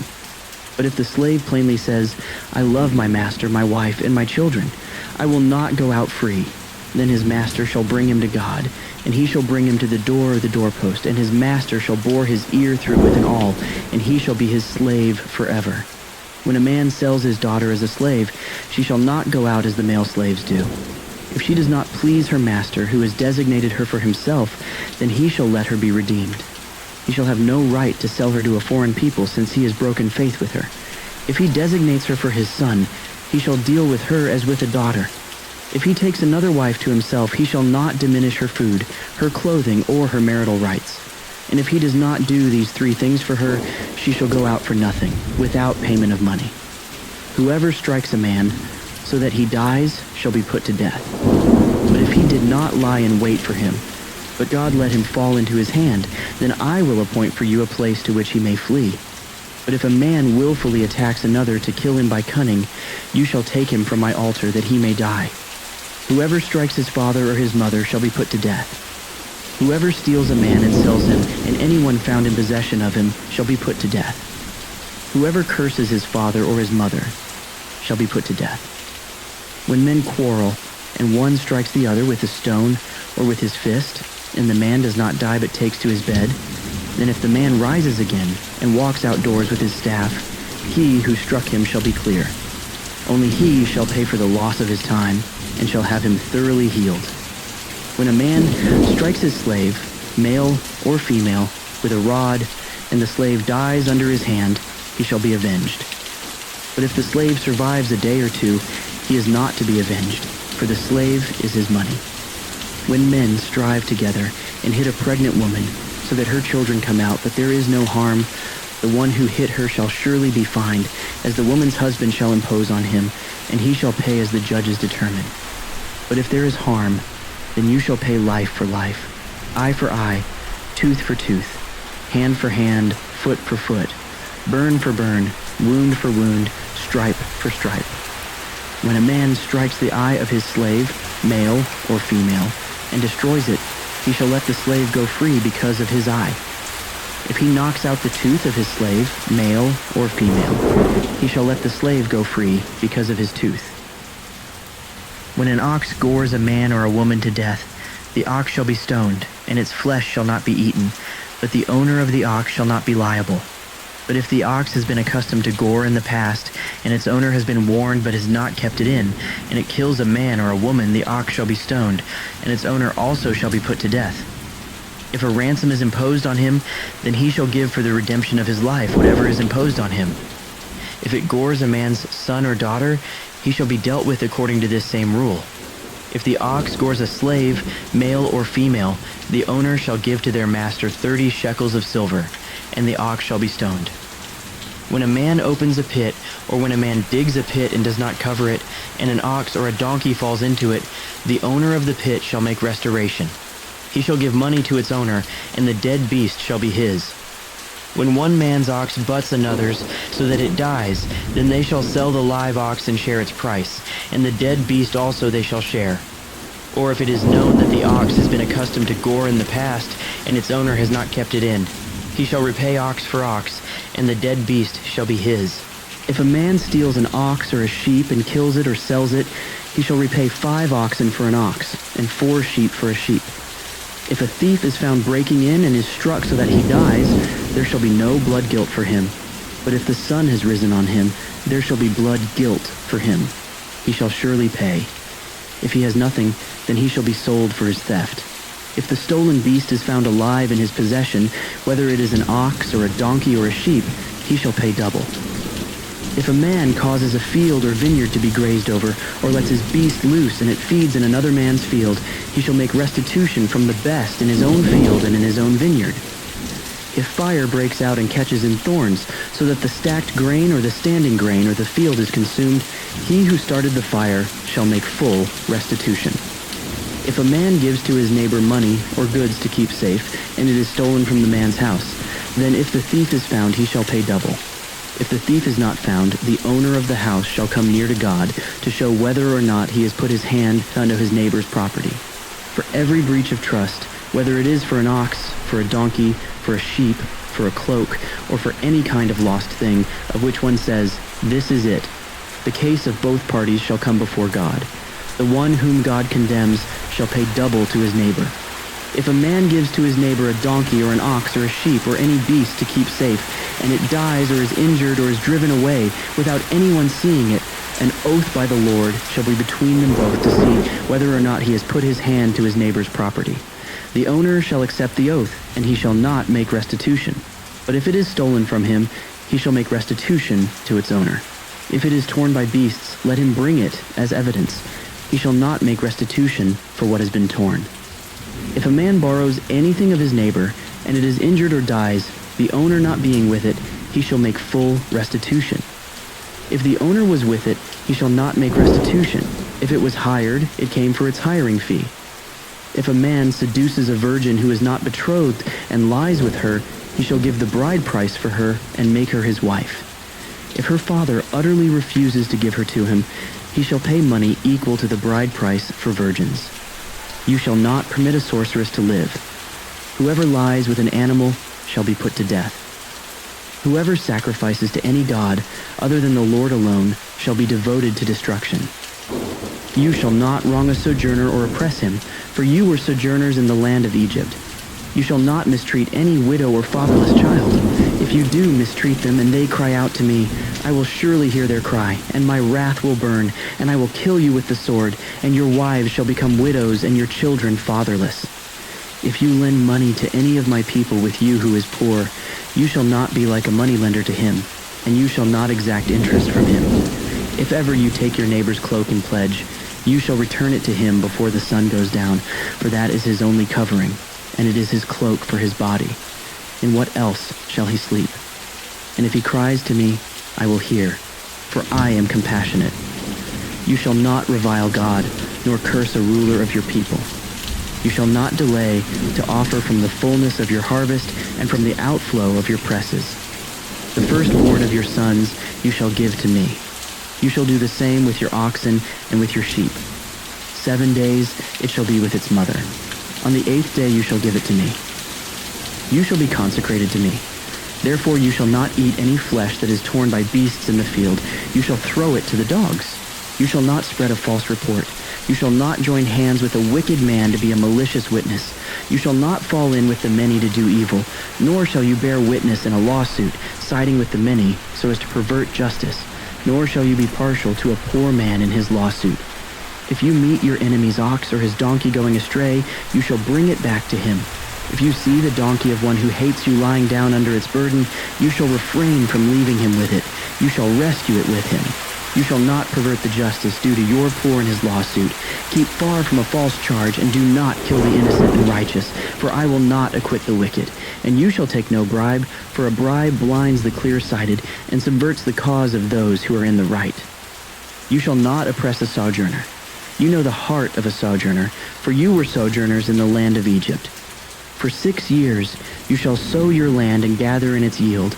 But the 7th year you shall let it rest and lie fallow, that the poor of your people may eat, and what they leave the beasts of the field may eat. You shall do likewise with your vineyard and with your olive orchard. 6 days you shall do your work, but on the 7th day you shall rest, that your ox and your donkey may have rest, and the son of your servant woman and the alien may be refreshed. Pay attention to all that I have said to you, and make no mention of the names of other gods, nor let it be heard on your lips. 3 times in the year you shall keep a feast to me. You shall keep the feast of unleavened bread. As I commanded you, you shall eat unleavened bread for 7 days at the appointed time in the month of Abib, for in it you came out of Egypt. None shall appear before me empty-handed. You shall keep the feast of harvest, of the first fruits of your labor, of what you sow in the field. You shall keep the feast of ingathering at the end of the year, when you gather in from the field the fruit of your labor. 3 times in the year shall all your males appear before the Lord God. You shall not offer the blood of my sacrifice with anything leavened, or let the fat of my feast remain until the morning. The best of the first fruits of your ground you shall bring into the house of the Lord your God. You shall not boil a young goat in its mother's milk. Behold, I send an angel before you to guard you on the way and to bring you to the place that I have prepared. Pay careful attention to him and obey his voice. Do not rebel against him, for he will not pardon your transgression, for my name is in him. But if you carefully obey his voice and do all that I say, then I will be an enemy to your enemies and an adversary to your adversaries. When my angel goes before you and brings you to the Amorites and the Hittites and the Perizzites and the Canaanites, the Hivites and the Jebusites, and I blot them out, you shall not bow down to their gods nor serve them, nor do as they do, but you shall utterly overthrow them and break their pillars in pieces. You shall serve the Lord your God, and he will bless your bread and your water, and I will take sickness away from among you. None shall miscarry or be barren in your land. I will fulfill the number of your days. I will send my terror before you, and will throw into confusion all the people against whom you shall come. And I will make all your enemies turn their backs to you. And I will send hornets before you, which shall drive out the Hivites, the Canaanites, and the Hittites from before you. I will not drive them out from before you in 1 year, lest the land become desolate and the wild beasts multiply against you. Little by little I will drive them out from before you, until you have increased and possessed the land. And I will set your border from the Red Sea to the Sea of the Philistines, and from the wilderness to the Euphrates. For I will give the inhabitants of the land into your hand, and you shall drive them out before you. You shall make no covenant with them and their gods. They shall not dwell in your land, lest they make you sin against me. For if you serve their gods, it will surely be a snare to you. Then he said to Moses, Come up to the Lord, you and Aaron, Nadab, and Abihu, and 70 of the elders of Israel, and worship from afar. Moses alone shall come near to the Lord, but the others shall not come near, and the people shall not come up with him. Moses came and told the people all the words of the Lord and all the rules. And all the people answered with one voice and said, All the words that the Lord has spoken we will do. And Moses wrote down all the words of the Lord. He rose early in the morning and built an altar at the foot of the mountain and 12 pillars according to the 12 tribes of Israel. And he sent young men of the people of Israel who offered burnt offerings and sacrificed peace offerings of oxen to the Lord. And Moses took half of the blood and put it in basins, and half of the blood he threw against the altar. Then he took the book of the covenant and read it in the hearing of the people. And they said, All that the Lord has spoken we will do, and we will be obedient. And Moses took the blood and threw it on the people and said, Behold the blood of the covenant that the Lord has made with you in accordance with all these words.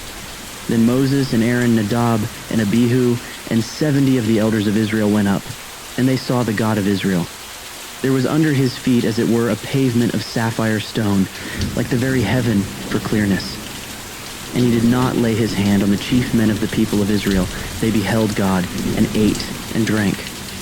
The Lord said to Moses, Come up to me on the mountain and wait there, that I may give you the tablets of stone with the law and the commandment, which I have written for their instruction. So Moses rose with his assistant Joshua, and Moses went up into the mountain of God. And he said to the elders, Wait here for us until we return to you. And behold, Aaron and Hur are with you, Whoever has a dispute, let him go to them." Then Moses went up on the mountain, and the cloud covered the mountain. The glory of the Lord dwelt on Mount Sinai, and the cloud covered it 6 days. And on the 7th day he called to Moses out of the midst of the cloud. Now the appearance of the glory of the Lord was like a devouring fire on the top of the mountain in the sight of the people of Israel. Moses entered the cloud and went up on the mountain. And Moses was on the mountain 40 days and 40 nights. The Lord said to Moses, "Speak to the people of Israel, that they take for me a contribution. From every man whose heart moves him, you shall receive the contribution for me. And this is the contribution that you shall receive from them: gold, silver, and bronze, blue and purple and scarlet yarns and fine twined linen, goat's hair, tanned ram's skins, goat skins, acacia wood, oil for the lamps, spices for the anointing oil and for the fragrant incense, onyx stones and stones for setting, for the ephod and for the breastpiece. And let them make me a sanctuary, that I may dwell in their midst. Exactly as I show you concerning the pattern of the tabernacle and of all its furniture, so you shall make it. They shall make an ark of acacia wood. 2 cubits and a half shall be its length, a cubit and a half its breadth, and a cubit and a half its height. You shall overlay it with pure gold, inside and outside shall you overlay it, and you shall make on it a molding of gold around it. You shall cast 4 rings of gold for it and put them on its 4 feet, 2 rings on the one side of it and 2 rings on the other side of it. You shall make poles of acacia wood and overlay them with gold, and you shall put the poles into the rings on the sides of the ark to carry the ark by them. The poles shall remain in the rings of the ark, they shall not be taken from it. And you shall put into the ark the testimony that I shall give you. You shall make a mercy seat of pure gold. 2 cubits and a half shall be its length, and a cubit and a half its breadth. And you shall make 2 cherubim of gold. Of hammered work shall you make them, on the 2 ends of the mercy seat. Make 1 cherub on the one end, and 1 cherub on the other end. Of one piece with the mercy seat shall you make the cherubim on its 2 ends. The cherubim shall spread out their wings above, overshadowing the mercy seat with their wings, their faces one to another. Toward the mercy seat shall the faces of the cherubim be. And you shall put the mercy seat on the top of the ark, and in the ark you shall put the testimony that I shall give you. There I will meet with you, and from above the mercy seat, from between the 2 cherubim that are on the ark of the testimony, I will speak with you about all that I will give you in commandment for the people of Israel. You shall make a table of acacia wood. 2 cubits shall be its length, a cubit its breadth, and a cubit and a half its height. You shall overlay it with pure gold and make a molding of gold around it. And you shall make a rim around it a handbreadth wide, and a molding of gold around the rim. And you shall make for it 4 rings of gold, and fasten the rings to the 4 corners at its 4 legs. Close to the frame the rings shall lie, as holders for the poles to carry the table. You shall make the poles of acacia wood, and overlay them with gold, and the table shall be carried with these. And you shall make its plates and dishes for incense, and its flagons and bowls with which to pour drink offerings. You shall make them of pure gold. And you shall set the bread of the presence on the table before me regularly. You shall make a lampstand of pure gold. The lampstand shall be made of hammered work. Its base, its stem, its cups, its calyxes, and its flowers shall be of one piece with it. And there shall be 6 branches going out of its sides, 3 branches of the lampstand out of one side of it, and 3 branches of the lampstand out of the other side of it. 3 cups made like almond blossoms, each with calyx and flower, on one branch, and 3 cups made like almond blossoms, each with calyx and flower, on the other branch. So for the 6 branches going out of the lampstand. And on the lampstand itself there shall be 4 cups made like almond blossoms, with their calyxes and flowers, and a calyx of one piece with it under each pair of the 6 branches going out from the lampstand. Their calyxes and their branches shall be of one piece with it, the whole of it a single piece of hammered work of pure gold. You shall make 7 lamps for it, and the lamps shall be set up so as to give light on the space in front of it. Its tongs and their trays shall be of pure gold. It shall be made with all these utensils out of a talent of pure gold. And see that you make them after the pattern for them, which is being shown you on the mountain. Moreover, you shall make the tabernacle with 10 curtains of fine twined linen and blue and purple and scarlet yarns. You shall make them with cherubim skillfully worked into them. The length of each curtain shall be 28 cubits, and the breadth of each curtain 4 cubits. All the curtains shall be the same size. 5 curtains shall be coupled to one another, and the other 5 curtains shall be coupled to one another. and you shall make loops of blue on the edge of the outermost curtain in the first set. Likewise, you shall make loops on the edge of the outermost curtain in the second set. 50 loops you shall make on the one curtain, and 50 loops you shall make on the edge of the curtain that is in the second set. The loops shall be opposite one another, and you shall make 50 clasps of gold, and couple the curtains one to the other with the clasps, so that the tabernacle may be a single whole. You shall also make curtains of goat's hair for a tent over the tabernacle. 11 curtains shall you make. The length of each curtain shall be 30 cubits, and the breadth of each curtain 4 cubits. The 11 curtains shall be the same size. You shall couple 5 curtains by themselves and 6 curtains by themselves, and the 6th curtain you shall double over at the front of the tent. You shall make 50 loops on the edge of the curtain that is outermost in one set, and 50 loops on the edge of the curtain that is outermost in the second set. You shall make 50 clasps of bronze, and put the clasps into the loops, and couple the tent together that it may be a single whole. And the part that remains of the curtains of the tent, the half curtain that remains, shall hang over the back of the tabernacle. And the extra that remains in the length of the curtains, the cubit on the one side and the cubit on the other side, shall hang over the sides of the tabernacle on this side and that side to cover it. And you shall make for the tent a covering of tanned ram's skins and a covering of goat skins on top. You shall make upright frames for the tabernacle of acacia wood. 10 cubits shall be the length of a frame, and a cubit and a half the breadth of each frame. There shall be 2 tenons in each frame for fitting together. So shall you do for all the frames of the tabernacle. You shall make the frames for the tabernacle, 20 frames for the south side, and 40 bases of silver you shall make under the 20 frames, 2 bases under one frame for its 2 tenons, and 2 bases under the next frame for its 2 tenons. And for the second side of the tabernacle on the north side, 20 frames, and their 40 bases of silver, 2 bases under one frame, and 2 bases under the next frame. And for the rear of the tabernacle westward you shall make 6 frames, and you shall make 2 frames for corners of the tabernacle in the rear. They shall be separate beneath, but joined at the top, at the first ring. Thus shall it be with both of them. They shall form the 2 corners, and there shall be 8 frames with their bases of silver, 16 bases, 2 bases under one frame, and 2 bases under another frame. You shall make bars of acacia wood, 5 for the frames of the one side of the tabernacle, and 5 bars for the frames of the other side of the tabernacle, and 5 bars for the frames of the side of the tabernacle at the rear westward. The middle bar, halfway up the frames, shall run from end to end. You shall overlay the frames with gold, and shall make their rings of gold for holders for the bars, and you shall overlay the bars with gold. Then you shall erect the tabernacle according to the plan for it that you were shown on the mountain. And you shall make a veil of blue and purple and scarlet yarns and fine twined linen. It shall be made with cherubim skillfully worked into it, and you shall hang it on 4 pillars of acacia, overlaid with gold, with hooks of gold, on 4 bases of silver. And you shall hang the veil from the clasps, and bring the ark of the testimony in there, within the veil. And the veil shall separate for you the holy place from the most holy. You shall put the mercy seat on the ark of the testimony in the most holy place. And you shall set the table outside the veil, and the lampstand on the south side of the tabernacle opposite the table, and you shall put the table on the north side. You shall make a screen for the entrance of the tent, of blue and purple and scarlet yarns and fine twined linen, embroidered with needlework. And you shall make for the screen 5 pillars of acacia, and overlay them with gold. Their hooks shall be of gold, and you shall cast 5 bases of bronze for them. You shall make the altar of acacia wood, 5 cubits long and 5 cubits broad.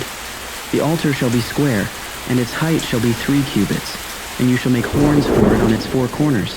Its horns shall be of one piece with it, and you shall overlay it with bronze. You shall make pots for it to receive its ashes, and shovels, and basins, and forks, and fire pans. You shall make all its utensils of bronze.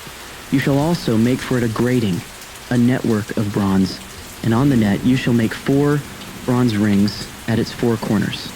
And you shall set it under the ledge of the altar so that the net extends halfway down the altar.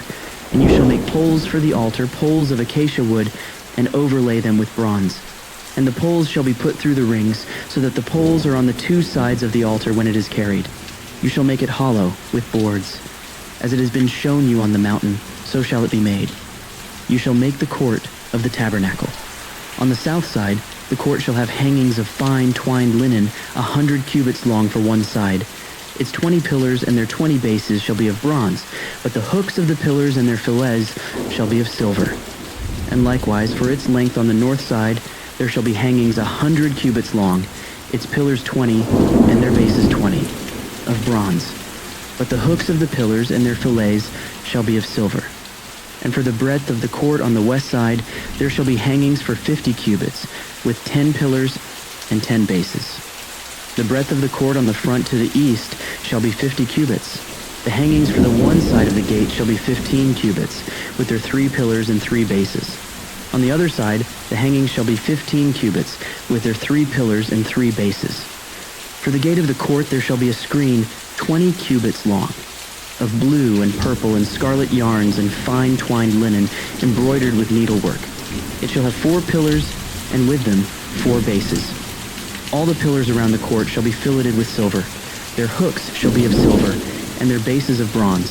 The length of the court shall be 100 cubits, the breadth 50, and the height 5 cubits, with hangings of fine twined linen and bases of bronze.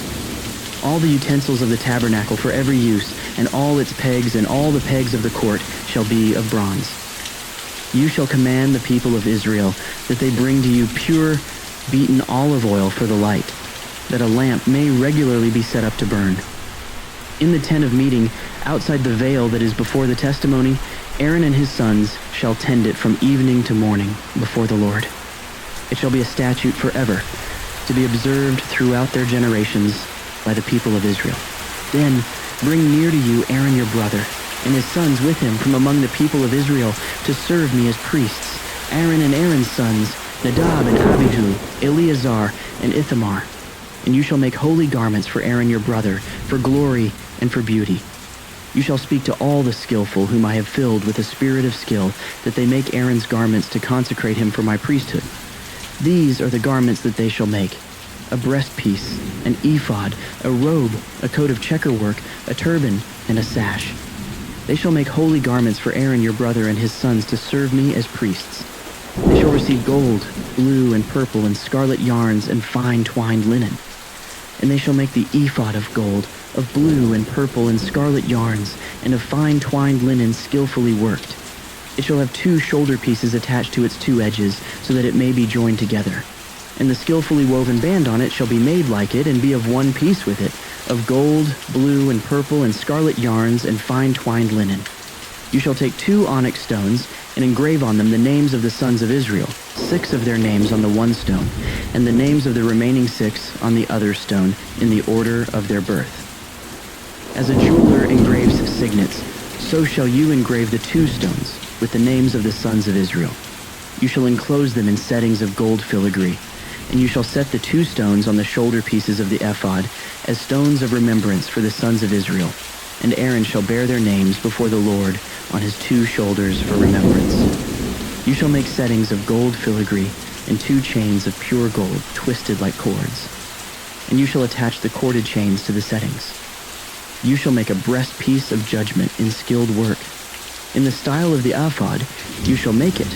Of gold, blue and purple and scarlet yarns, and fine twined linen shall you make it. It shall be square and doubled, a span its length and a span its breadth. You shall set in it 4 rows of stones. A row of sardius, topaz, and carbuncle shall be the first row, and the second row an emerald, a sapphire, and a diamond, and the third row a jacinth, an agate, and an amethyst, and the 4th row a beryl, an onyx, and a jasper. They shall be set in gold filigree. There shall be 12 stones with their names according to the names of the sons of Israel. They shall be like signets, each engraved with its name for the 12 tribes. You shall make for the breastpiece twisted chains like cords of pure gold. And you shall make for the breastpiece 2 rings of gold, and put the 2 rings on the 2 edges of the breastpiece. And you shall put the 2 cords of gold in the 2 rings at the edges of the breastpiece. The 2 ends of the 2 cords you shall attach to the 2 settings of filigree, and so attach it in front to the shoulder pieces of the ephod. You shall make 2 rings of gold and put them at the 2 ends of the breastpiece, on its inside edge next to the ephod. And you shall make 2 rings of gold and attach them in front to the lower part of the 2 shoulder pieces of the ephod at its seam above the skillfully woven band of the ephod. And they shall bind the breastpiece by its rings to the rings of the ephod with a lace of blue, so that it may lie on the skillfully woven band of the ephod, so that the breastpiece shall not come loose from the ephod. So Aaron shall bear the names of the sons of Israel in the breastpiece of judgment on his heart, when he goes into the holy place, to bring them to regular remembrance before the Lord. And in the breastpiece of judgment you shall put the Urim and the Thummim, and they shall be on Aaron's heart when he goes in before the Lord. Thus Aaron shall bear the judgment of the people of Israel on his heart before the Lord regularly. You shall make the robe of the ephod all of blue. It shall have an opening for the head in the middle of it, with a woven binding around the opening, like the opening in a garment, so that it may not tear. On its hem you shall make pomegranates of blue and purple and scarlet yarns around its hem, with bells of gold between them, a golden bell and a pomegranate, a golden bell and a pomegranate, around the hem of the robe. And it shall be on Aaron when he ministers, and its sound shall be heard when he goes into the holy place before the Lord, and when he comes out, so that he does not die. You shall make a plate of pure gold and engrave on it, like the engraving of a signet, holy to the Lord. And you shall fasten it on the turban by a cord of blue. It shall be on the front of the turban. It shall be on Aaron's forehead, and Aaron shall bear any guilt from the holy things that the people of Israel consecrate as their holy gifts. It shall regularly be on his forehead, that they may be accepted before the Lord.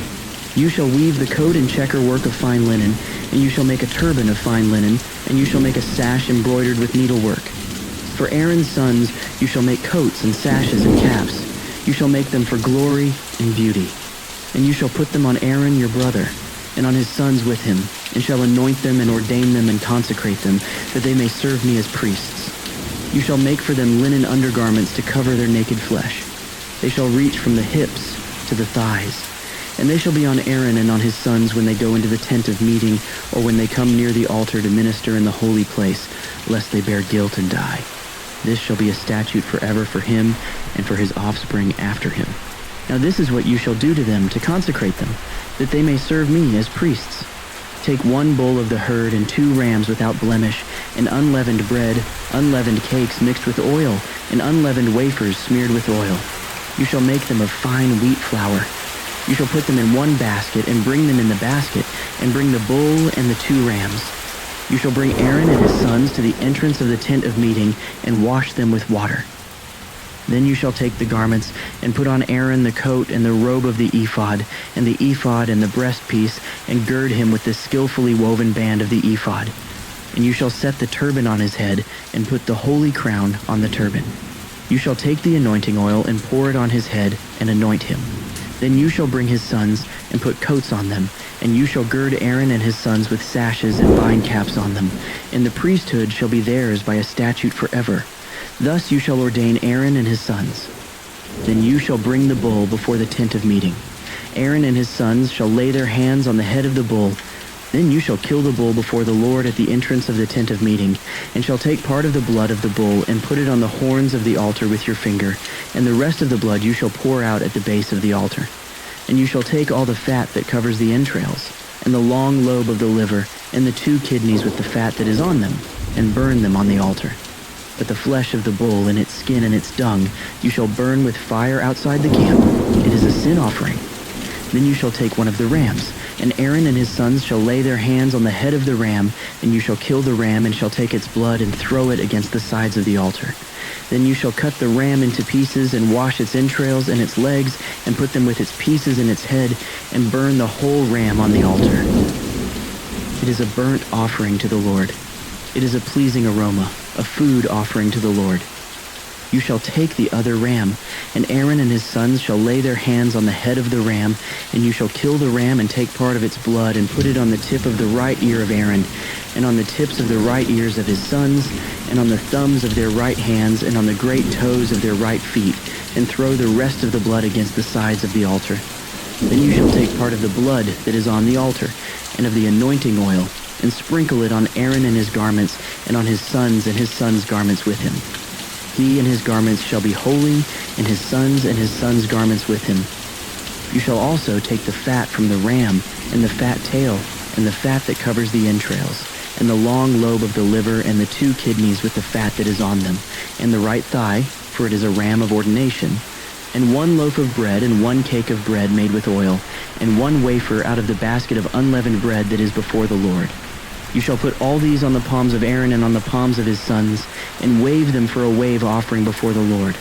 Then you shall take them from their hands and burn them on the altar on top of the burnt offering as a pleasing aroma before the Lord. It is a food offering to the Lord.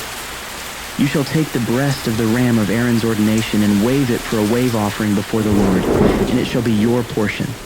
And you shall consecrate the breast of the wave offering that is waved, and the thigh of the priest's portion that is contributed from the ram of ordination, from what was Aaron's and his sons.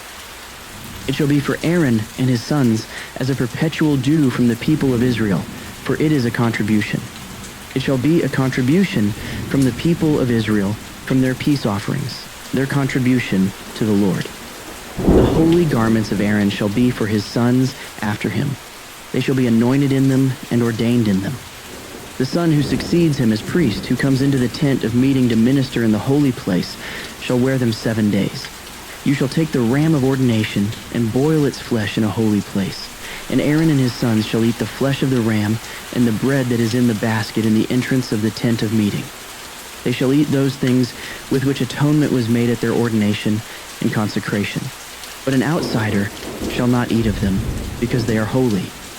And if any of the flesh for the ordination or of the bread remain until the morning, then you shall burn the remainder with fire. It shall not be eaten, because it is holy. Thus you shall do to Aaron and to his sons, according to all that I have commanded you. Through 7 days shall you ordain them, and every day you shall offer a bull as a sin offering for atonement. Also you shall purify the altar when you make atonement for it, and shall anoint it to consecrate it. 7 days you shall make atonement for the altar and consecrate it, and the altar shall be most holy. Whatever touches the altar shall become holy. Now this is what you shall offer on the altar: 2 lambs a year old, day by day regularly. 1 lamb you shall offer in the morning, and the other lamb you shall offer at twilight. And with the first lamb, a 10th measure of fine flour mingled with 1/4 of a hin of beaten oil, and 1/4 of a hin of wine for a drink offering. The other lamb you shall offer at twilight, and shall offer with it a grain offering and its drink offering, as in the morning, for a pleasing aroma, a food offering to the Lord.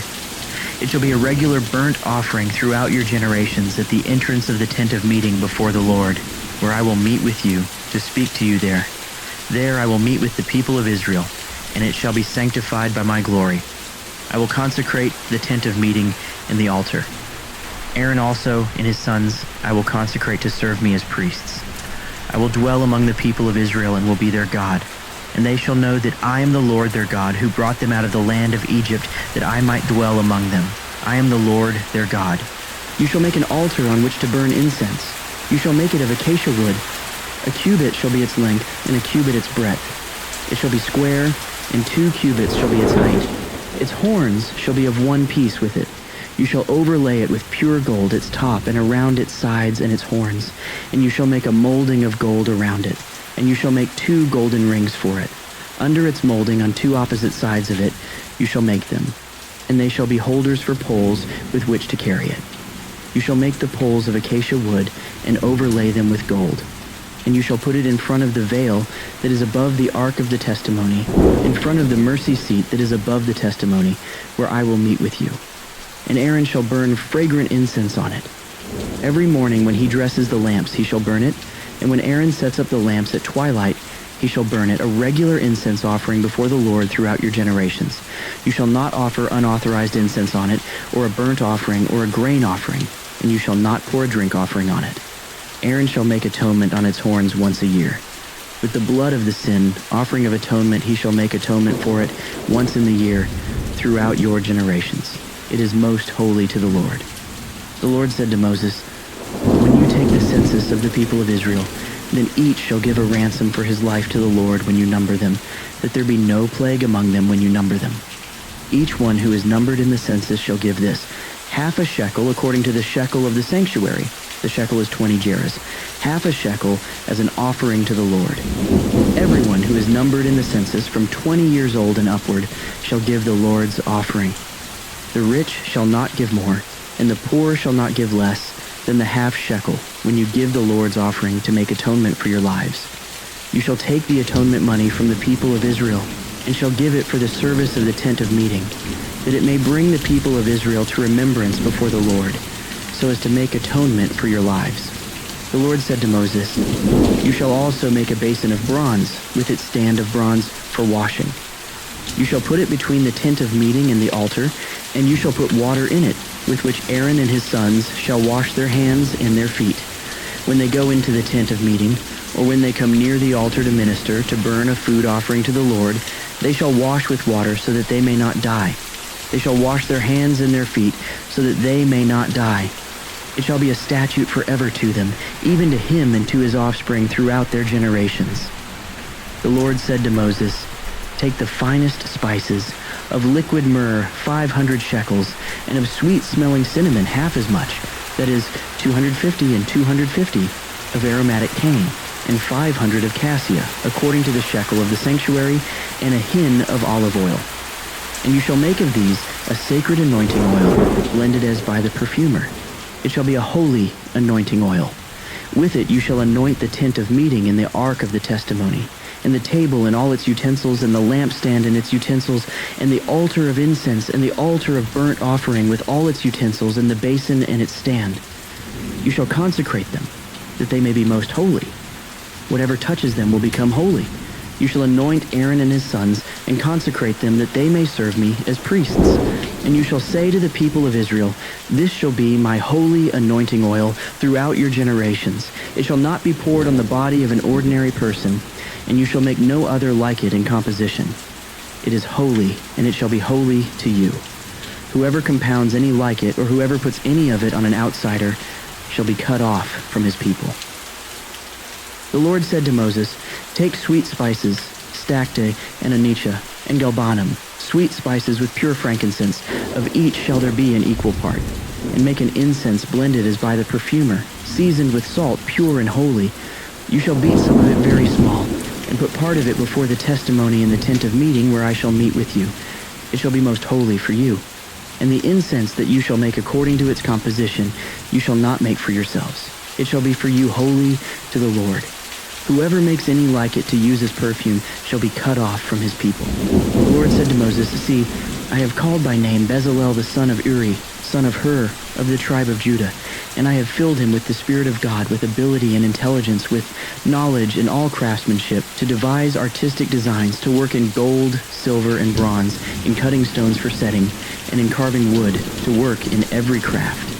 And behold, I have appointed with him Oholiab, the son of Ahisamach, of the tribe of Dan. And I have given to all able men ability, that they may make all that I have commanded you, the tent of meeting, and the ark of the testimony, and the mercy seat that is on it, and all the furnishings of the tent, the table and its utensils, and the pure lampstand with all its utensils, and the altar of incense, and the altar of burnt offering with all its utensils, and the basin and its stand, and the finely worked garments, the holy garments for Aaron the priest, and the garments of his sons, for their service as priests, and the anointing oil and the fragrant incense for the holy place. According to all that I have commanded you, they shall do.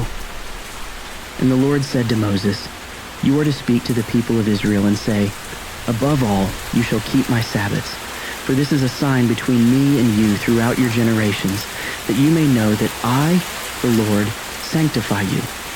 You shall keep the Sabbath, because it is holy for you. Everyone who profanes it shall be put to death. Whoever does any work on it, that soul shall be cut off from among his people. 6 days shall work be done, but the seventh day is a Sabbath of solemn rest, holy to the Lord. Whoever does any work on the Sabbath day shall be put to death.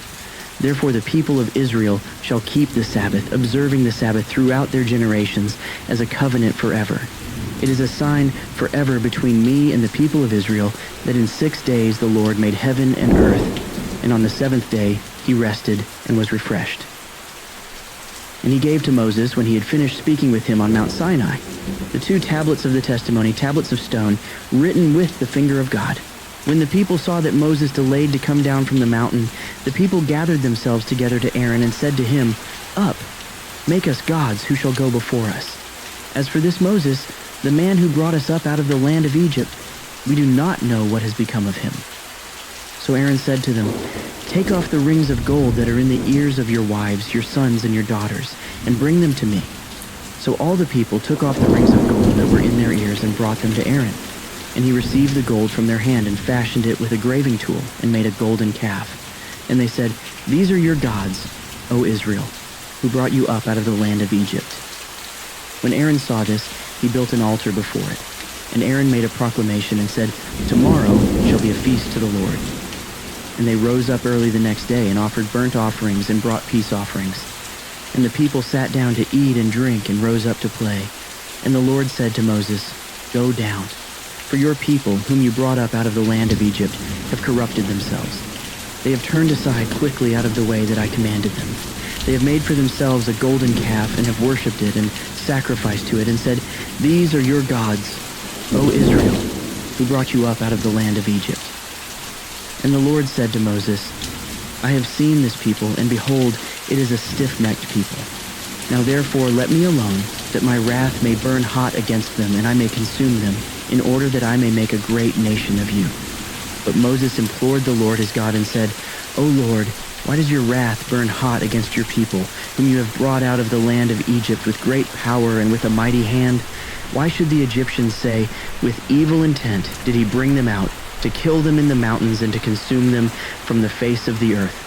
Turn from your burning anger and relent from this disaster against your people.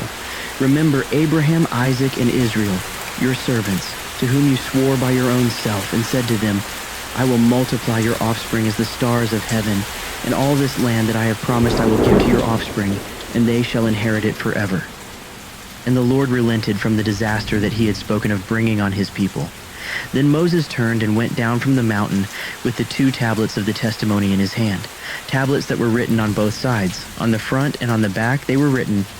The tablets were the work of God, and the writing was the writing of God, engraved on the tablets.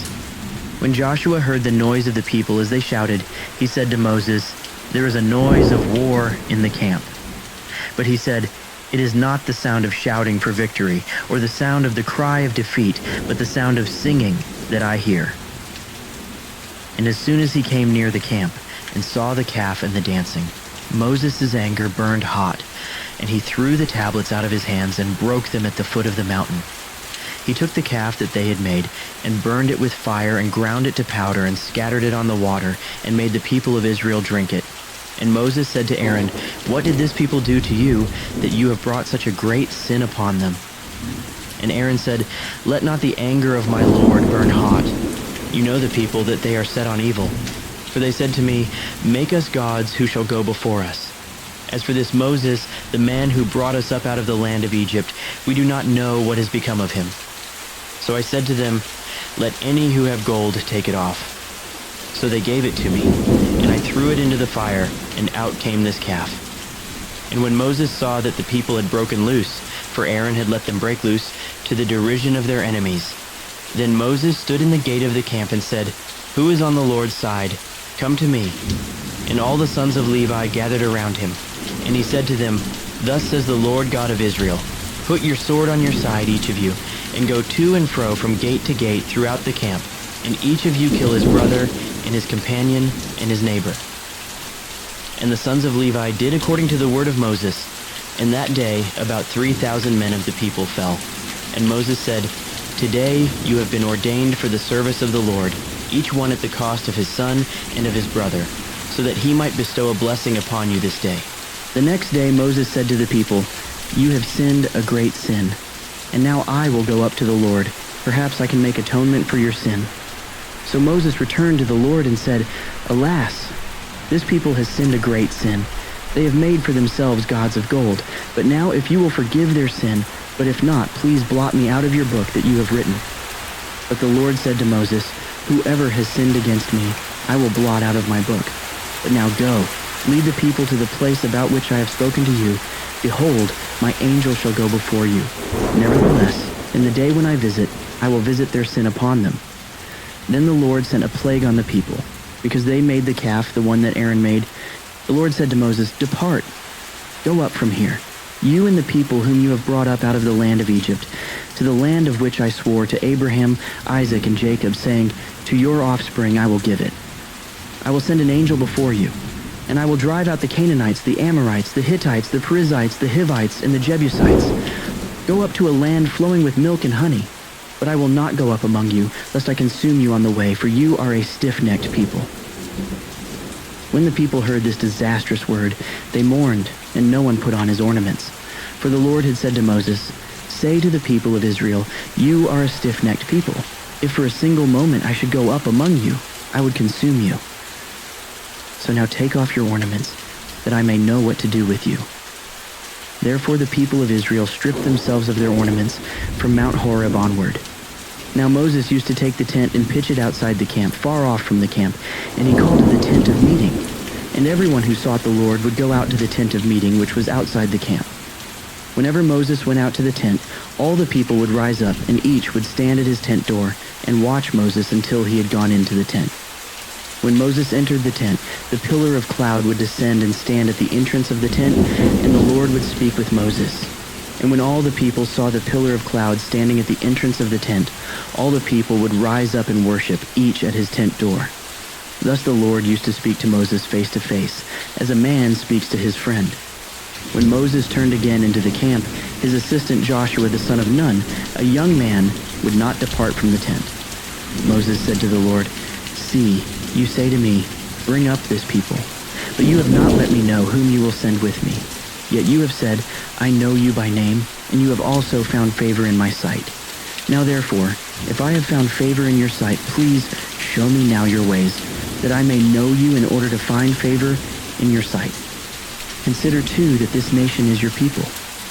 And he said, "My presence will go with you, and I will give you rest." And he said to him, "If your presence will not go with me, do not bring us up from here. For how shall it be known that I have found favor in your sight, I and your people? Is it not in your going with us, so that we are distinct, I and your people, from every other people on the face of the earth?" And the Lord said to Moses, "This very thing that you have spoken I will do, for you have found favor in my sight, and I know you by name." Moses said, "Please show me your glory." And he said, "I will make all my goodness pass before you, and will proclaim before you my name, the Lord. And I will be gracious to whom I will be gracious, and will show mercy on whom I will show mercy.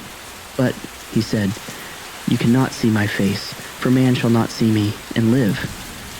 And the Lord said, "Behold, there is a place by me where you shall stand on the rock, and while my glory passes by, I will put you in a cleft of the rock, and I will cover you with my hand until I have passed by. Then I will take away my hand, and you shall see my back, but my face shall not be seen."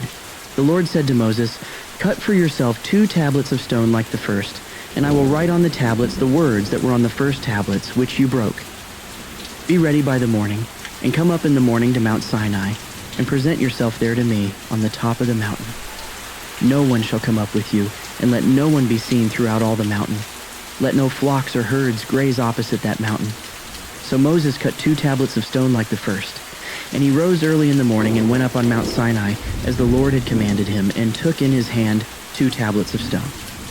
The Lord descended in the cloud and stood with him there, and proclaimed the name of the Lord. The Lord passed before him and proclaimed, the Lord, a God merciful and gracious, slow to anger, and abounding in steadfast love and faithfulness, keeping steadfast love for thousands, forgiving iniquity and transgression and sin, but who will by no means clear the guilty, visiting the iniquity of the fathers on the children and the children's children, to the 3rd and the 4th generation. And Moses quickly bowed his head toward the earth and worshipped. And he said, "If now I have found favor in your sight, O Lord, please let the Lord go in the midst of us. For it is a stiff-necked people, and pardon our iniquity and our sin, and take us for your inheritance." And he said, "Behold, I am making a covenant. Before all your people I will do marvels, such as have not been created in all the earth or in any nation. And all the people among whom you are shall see the work of the Lord, for it is an awesome thing that I will do with you. Observe what I command you this day. Behold, I will drive out before you the Amorites, the Canaanites, the Hittites, the Perizzites, the Hivites, and the Jebusites. Take care, lest you make a covenant with the inhabitants of the land to which you go, lest it become a snare in your midst. You shall tear down their altars and break their pillars and cut down their Asherim, for you shall worship no other God, for the Lord, whose name is jealous, is a jealous God. Lest you make a covenant with the inhabitants of the land, And when they whore after their gods and sacrifice to their gods, and you are invited, you eat of his sacrifice, and you take of their daughters for your sons, and their daughters whore after their gods, and make your sons whore after their gods. You shall not make for yourself any gods of cast metal. You shall keep the feast of unleavened bread. 7 days you shall eat unleavened bread as I commanded you, at the time appointed in the month Abib. For in the month Abib you came out from Egypt. All that open the womb are mine, all your male livestock, the firstborn of cow and sheep. The firstborn of a donkey you shall redeem with a lamb, or if you will not redeem it, you shall break its neck. All the firstborn of your sons you shall redeem, and none shall appear before me empty-handed. 6 days you shall work, but on the 7th day you shall rest. In plowing time and in harvest you shall rest. You shall observe the Feast of Weeks, the first fruits of wheat harvest, and the Feast of Ingathering at the year's end. 3 times in the year shall all your males appear before the Lord God, the God of Israel. For I will cast out nations before you and enlarge your borders. No one shall covet your land when you go up to appear before the Lord your God 3 times in the year. You shall not offer the blood of my sacrifice with anything leavened, or let the sacrifice of the feast of the Passover remain until the morning. The best of the first fruits of your ground you shall bring to the house of the Lord your God. You shall not boil a young goat in its mother's milk. And the Lord said to Moses, Write these words, for in accordance with these words I have made a covenant with you and with Israel. So he was there with the Lord 40 days and 40 nights. He neither ate bread nor drank water. And he wrote on the tablets the words of the covenant, the 10 Commandments. When Moses came down from Mount Sinai with the 2 tablets of the testimony in his hand as he came down from the mountain, Moses did not know that the skin of his face shone because he had been talking with God. Aaron and all the people of Israel saw Moses, and behold, the skin of his face shone, and they were afraid to come near him. But Moses called to them, and Aaron and all the leaders of the congregation returned to him, and Moses talked with them. Afterward all the people of Israel came near, and he commanded them all that the Lord had spoken with him in Mount Sinai. And when Moses had finished speaking with them, he put a veil over his face. Whenever Moses went in before the Lord to speak with him, he would remove the veil until he came out. And when he came out and told the people of Israel what he was commanded, the people of Israel would see the face of Moses, that the skin of Moses' face was shining. And Moses would put the veil over his face again until he went in to speak with him. Moses assembled all the congregation of the people of Israel and said to them, These are the things that the Lord has commanded you to do. 6 days' work shall be done, but on the 7th day you shall have a Sabbath of solemn rest, holy to the Lord. Whoever does any work on it shall be put to death. You shall kindle no fire in all your dwelling places on the Sabbath day. Moses said to all the congregation of the people of Israel, This is the thing that the Lord has commanded. Take from among you a contribution to the Lord. Whoever is of a generous heart, let him bring the Lord's contribution, gold, silver, and bronze, blue and purple and scarlet yarns and fine twined linen, goat's hair, tanned ram's skins and goat skins, acacia wood, oil for the light, spices for the anointing oil, and for the fragrant incense, and onyx stones and stones for setting, for the ephod, and for the breastpiece. Let every skillful craftsman among you come and make all that the Lord has commanded. The tabernacle, its tent and its covering, its hooks and its frames, its bars, its pillars and its bases, the ark with its poles, the mercy seat and the veil of the screen, the table with its poles and all its utensils, and the bread of the presence, the lampstand also for the light, with its utensils and its lamps, and the oil for the light, and the altar of incense with its poles, and the anointing oil and the fragrant incense, and the screen for the door at the door of the tabernacle, the altar of burnt offering, with its grating of bronze, its poles, and all its utensils, the basin and its stand, the hangings of the court, its pillars and its bases, and the screen for the gate of the court, the pegs of the tabernacle and the pegs of the court, the finely worked garments for ministering in the holy place, the holy garments for Aaron the priest, and the garments of his sons for their service as priests. Then all the congregation of the people of Israel departed from the presence of Moses, and they came, everyone whose heart stirred him, and everyone whose spirit moved him, and brought the Lord's contribution to be used for the tent of meeting, and for all its service, and for the holy garments. So they came, both men and women. All who were of a willing heart brought brooches and earrings and signet rings and armlets, all sorts of gold objects, every man dedicating an offering of gold to the Lord. And everyone who possessed blue or purple or scarlet yarns or fine linen or goat's hair or tanned ram's skins or goat skins brought them. Everyone who could make a contribution of silver or bronze brought it as the Lord's contribution.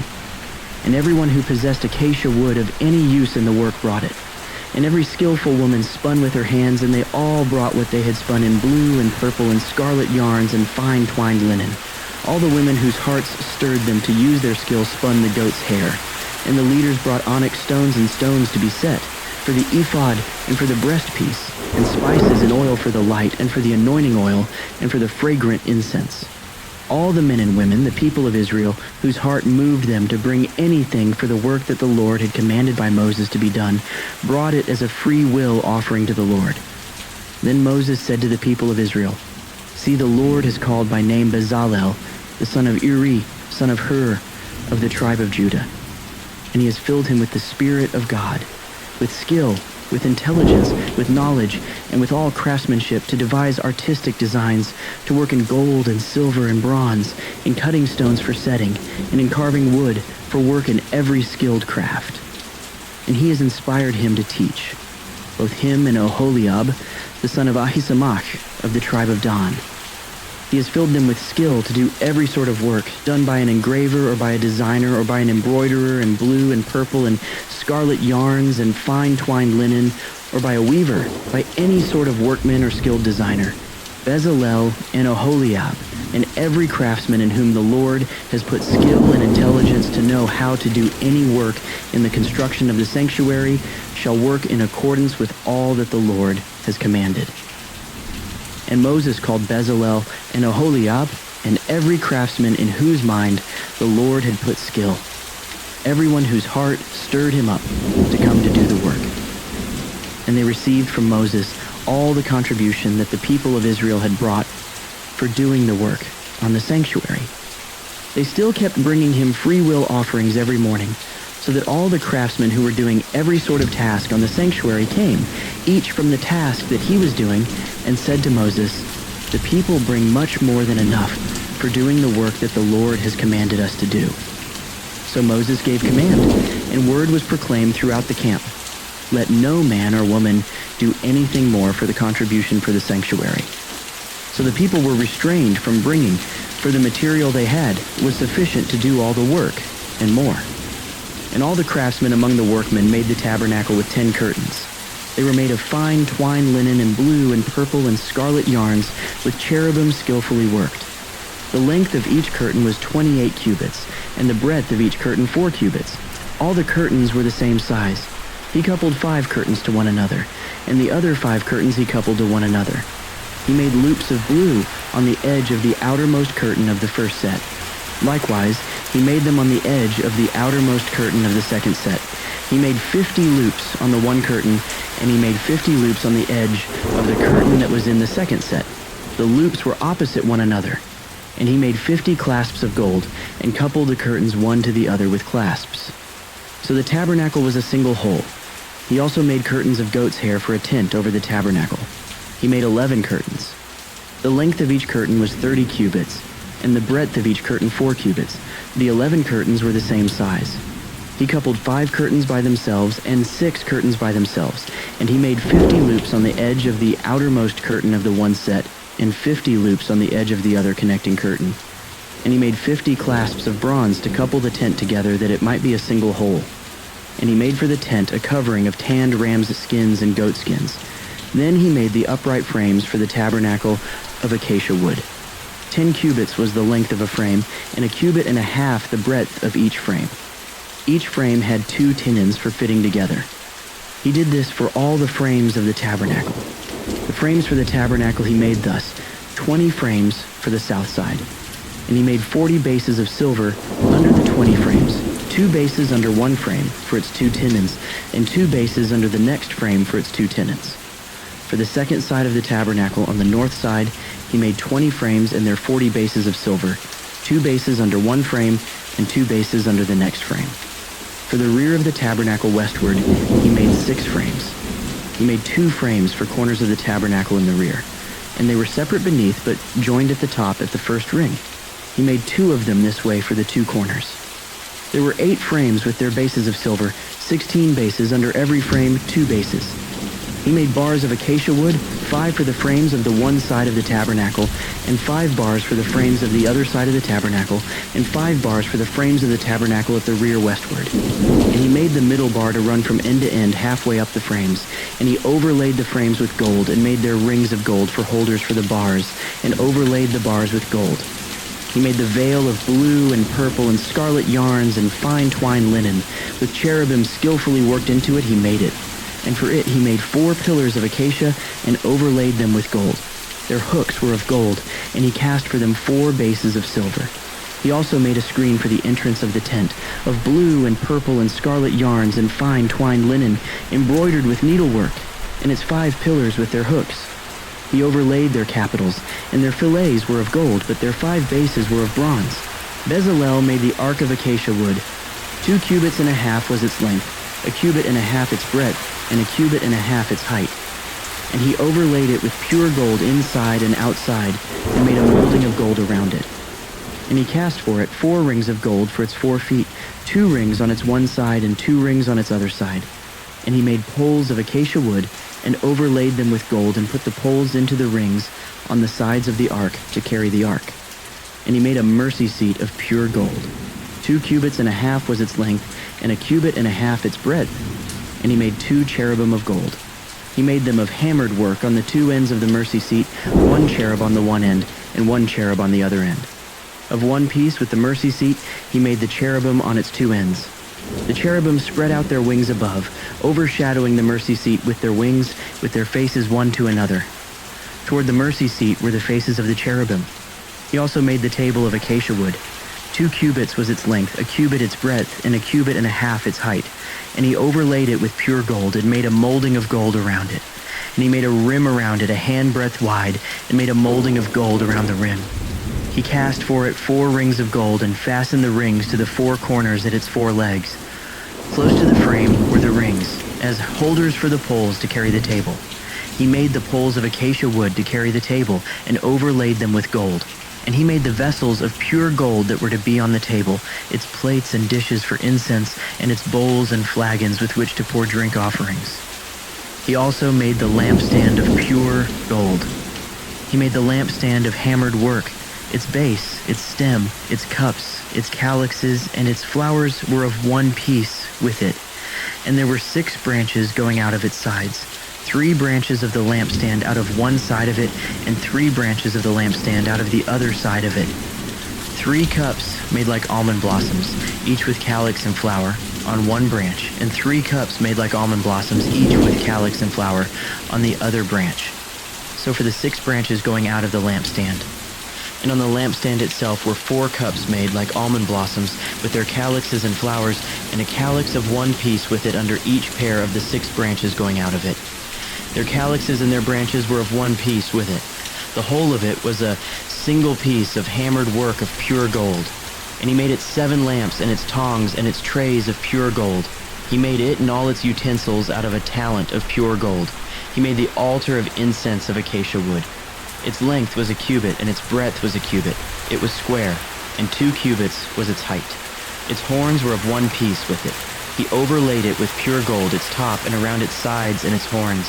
And he made a molding of gold around it, and made 2 rings of gold on it under its molding, on 2 opposite sides of it, as holders for the poles with which to carry it. And he made the poles of acacia wood, and overlaid them with gold. He made the holy anointing oil also, and the pure fragrant incense, blended as by the perfumer. He made the altar of burnt offering of acacia wood. 5 cubits was its length, and 5 cubits its breadth. It was square, and 3 cubits was its height. He made horns for it on its 4 corners. Its horns were of one piece with it, and he overlaid it with bronze. And he made all the utensils of the altar, the pots, the shovels, the basins, the forks, and the fire pans. He made all its utensils of bronze.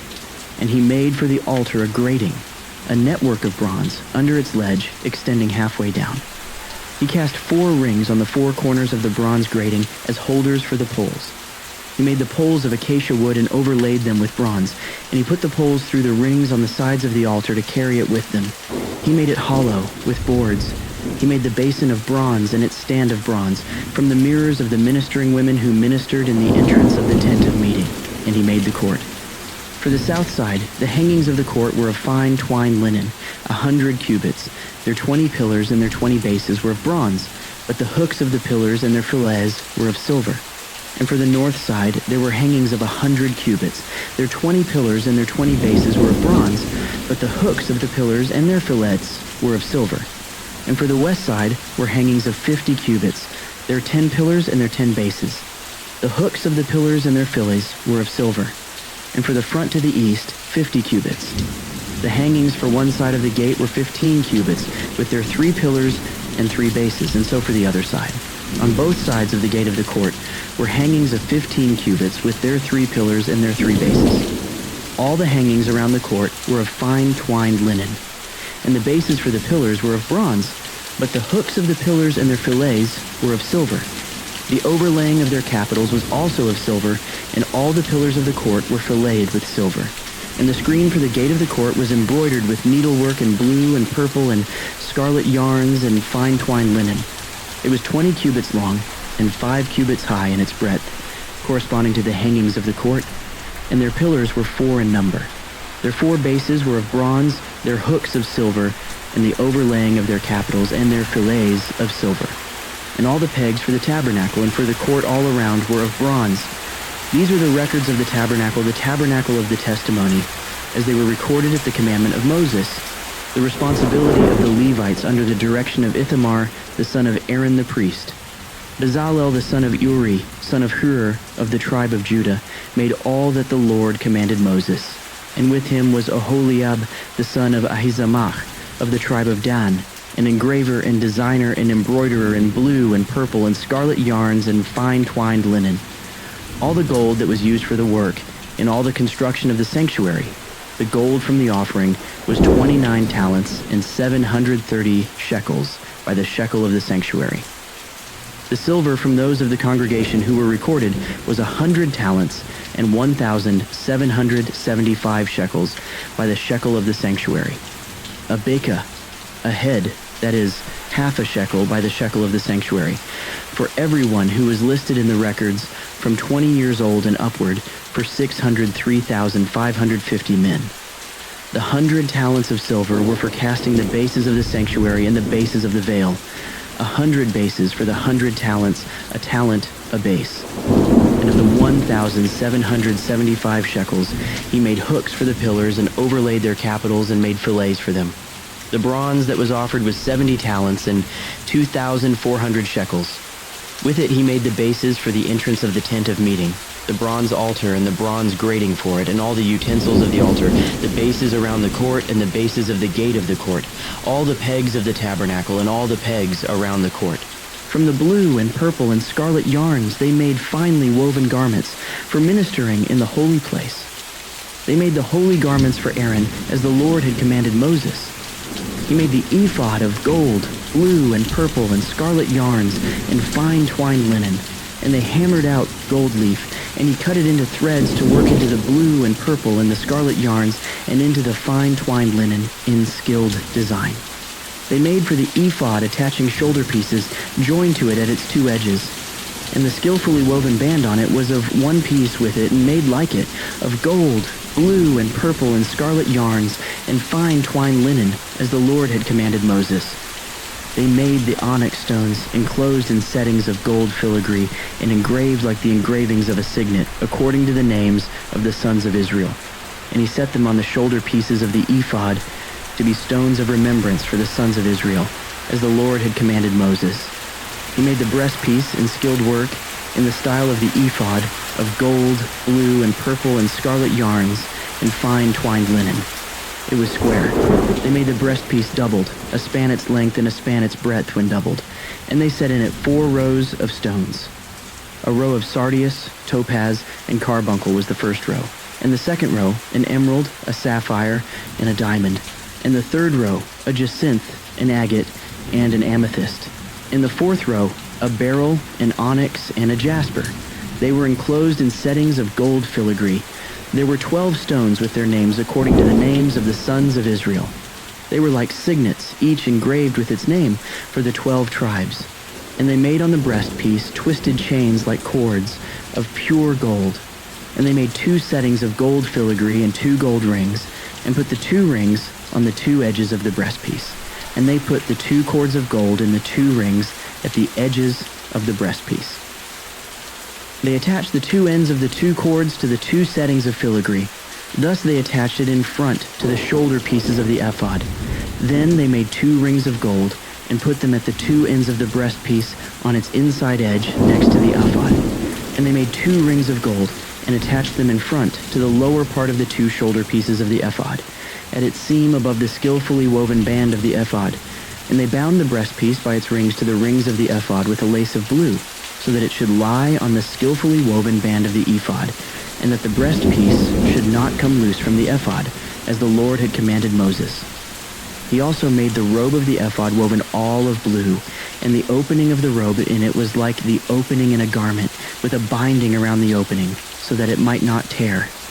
On the hem of the robe they made pomegranates of blue and purple and scarlet yarns and fine twined linen. They also made bells of pure gold and put the bells between the pomegranates all around the hem of the robe between the pomegranates, a bell and a pomegranate, a bell and a pomegranate around the hem of the robe for ministering, as the Lord had commanded Moses. They also made the coats, woven of fine linen, for Aaron and his sons, and the turban of fine linen, and the caps of fine linen, and the linen undergarments of fine twined linen, and the sash of fine twined linen, and of blue and purple and scarlet yarns, embroidered with needlework as the Lord had commanded Moses. They made the plate of the holy crown of pure gold, and wrote on it an inscription, like the engraving of a signet, Holy to the Lord. And they tied to it a cord of blue to fasten it on the turban above, as the Lord had commanded Moses. Thus all the work of the tabernacle of the tent of meeting was finished, and the people of Israel did according to all that the Lord had commanded Moses. So they did.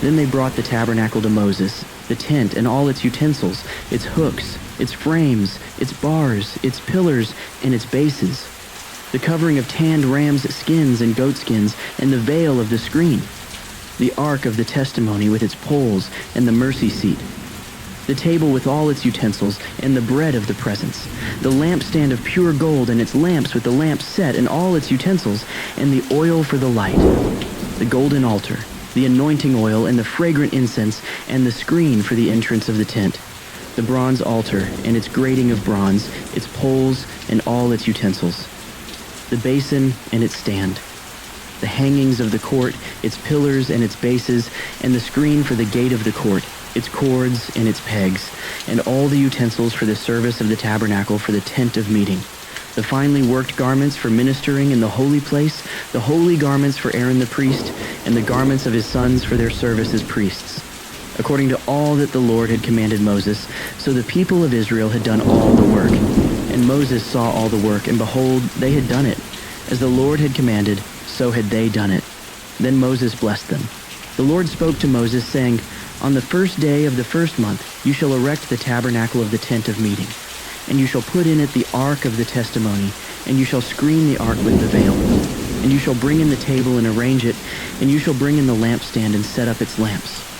And you shall put the golden altar for incense before the ark of the testimony, and set up the screen for the door of the tabernacle. You shall set the altar of burnt offering before the door of the tabernacle of the tent of meeting, and place the basin between the tent of meeting and the altar, and put water in it. And you shall set up the court all around, and hang up the screen for the gate of the court. Then you shall take the anointing oil, and anoint the tabernacle and all that is in it, and consecrate it and all its furniture, so that it may become holy. You shall also anoint the altar of burnt offering and all its utensils, and consecrate the altar, so that the altar may become most holy. You shall also anoint the basin and its stand, and consecrate it. Then you shall bring Aaron and his sons to the entrance of the tent of meeting, and shall wash them with water, and put on Aaron the holy garments. And you shall anoint him and consecrate him, that he may serve me as priest. You shall bring his sons also, and put coats on them, and anoint them as you anointed their father, that they may serve me as priests. and their anointing shall admit them to a perpetual priesthood throughout their generations. This Moses did. According to all that the Lord commanded him, so he did. In the first month, in the second year, on the first day of the month, the tabernacle was erected. Moses erected the tabernacle. He laid its bases and set up its frames and put in its poles and raised up its pillars. And he spread the tent over the tabernacle and put the covering of the tent over it, as the Lord had commanded Moses. He took the testimony and put it into the ark, and put the poles on the ark and set the mercy seat above on the ark. And he brought the ark into the tabernacle and set up the veil of the screen, and screened the ark of the testimony, as the Lord had commanded Moses. He put the table in the tent of meeting on the north side of the tabernacle outside the veil, and arranged the bread on it before the Lord, as the Lord had commanded Moses. He put the lampstand in the tent of meeting opposite the table on the south side of the tabernacle, and set up the lamps before the Lord, as the Lord had commanded Moses. He put the golden altar in the tent of meeting before the veil, and burned fragrant incense on it, as the Lord had commanded Moses. He put in place the screen for the door of the tabernacle. And he set the altar of burnt offering at the entrance of the tabernacle of the tent of meeting, and offered on it the burnt offering and the grain offering, as the Lord had commanded Moses. He set the basin between the tent of meeting and the altar, and put water in it for washing, with which Moses and Aaron and his sons washed their hands and their feet. When they went into the tent of meeting, and when they approached the altar, they washed, as the Lord commanded Moses. And he erected the court around the tabernacle and the altar, and set up the screen of the gate of the court. So Moses finished the work.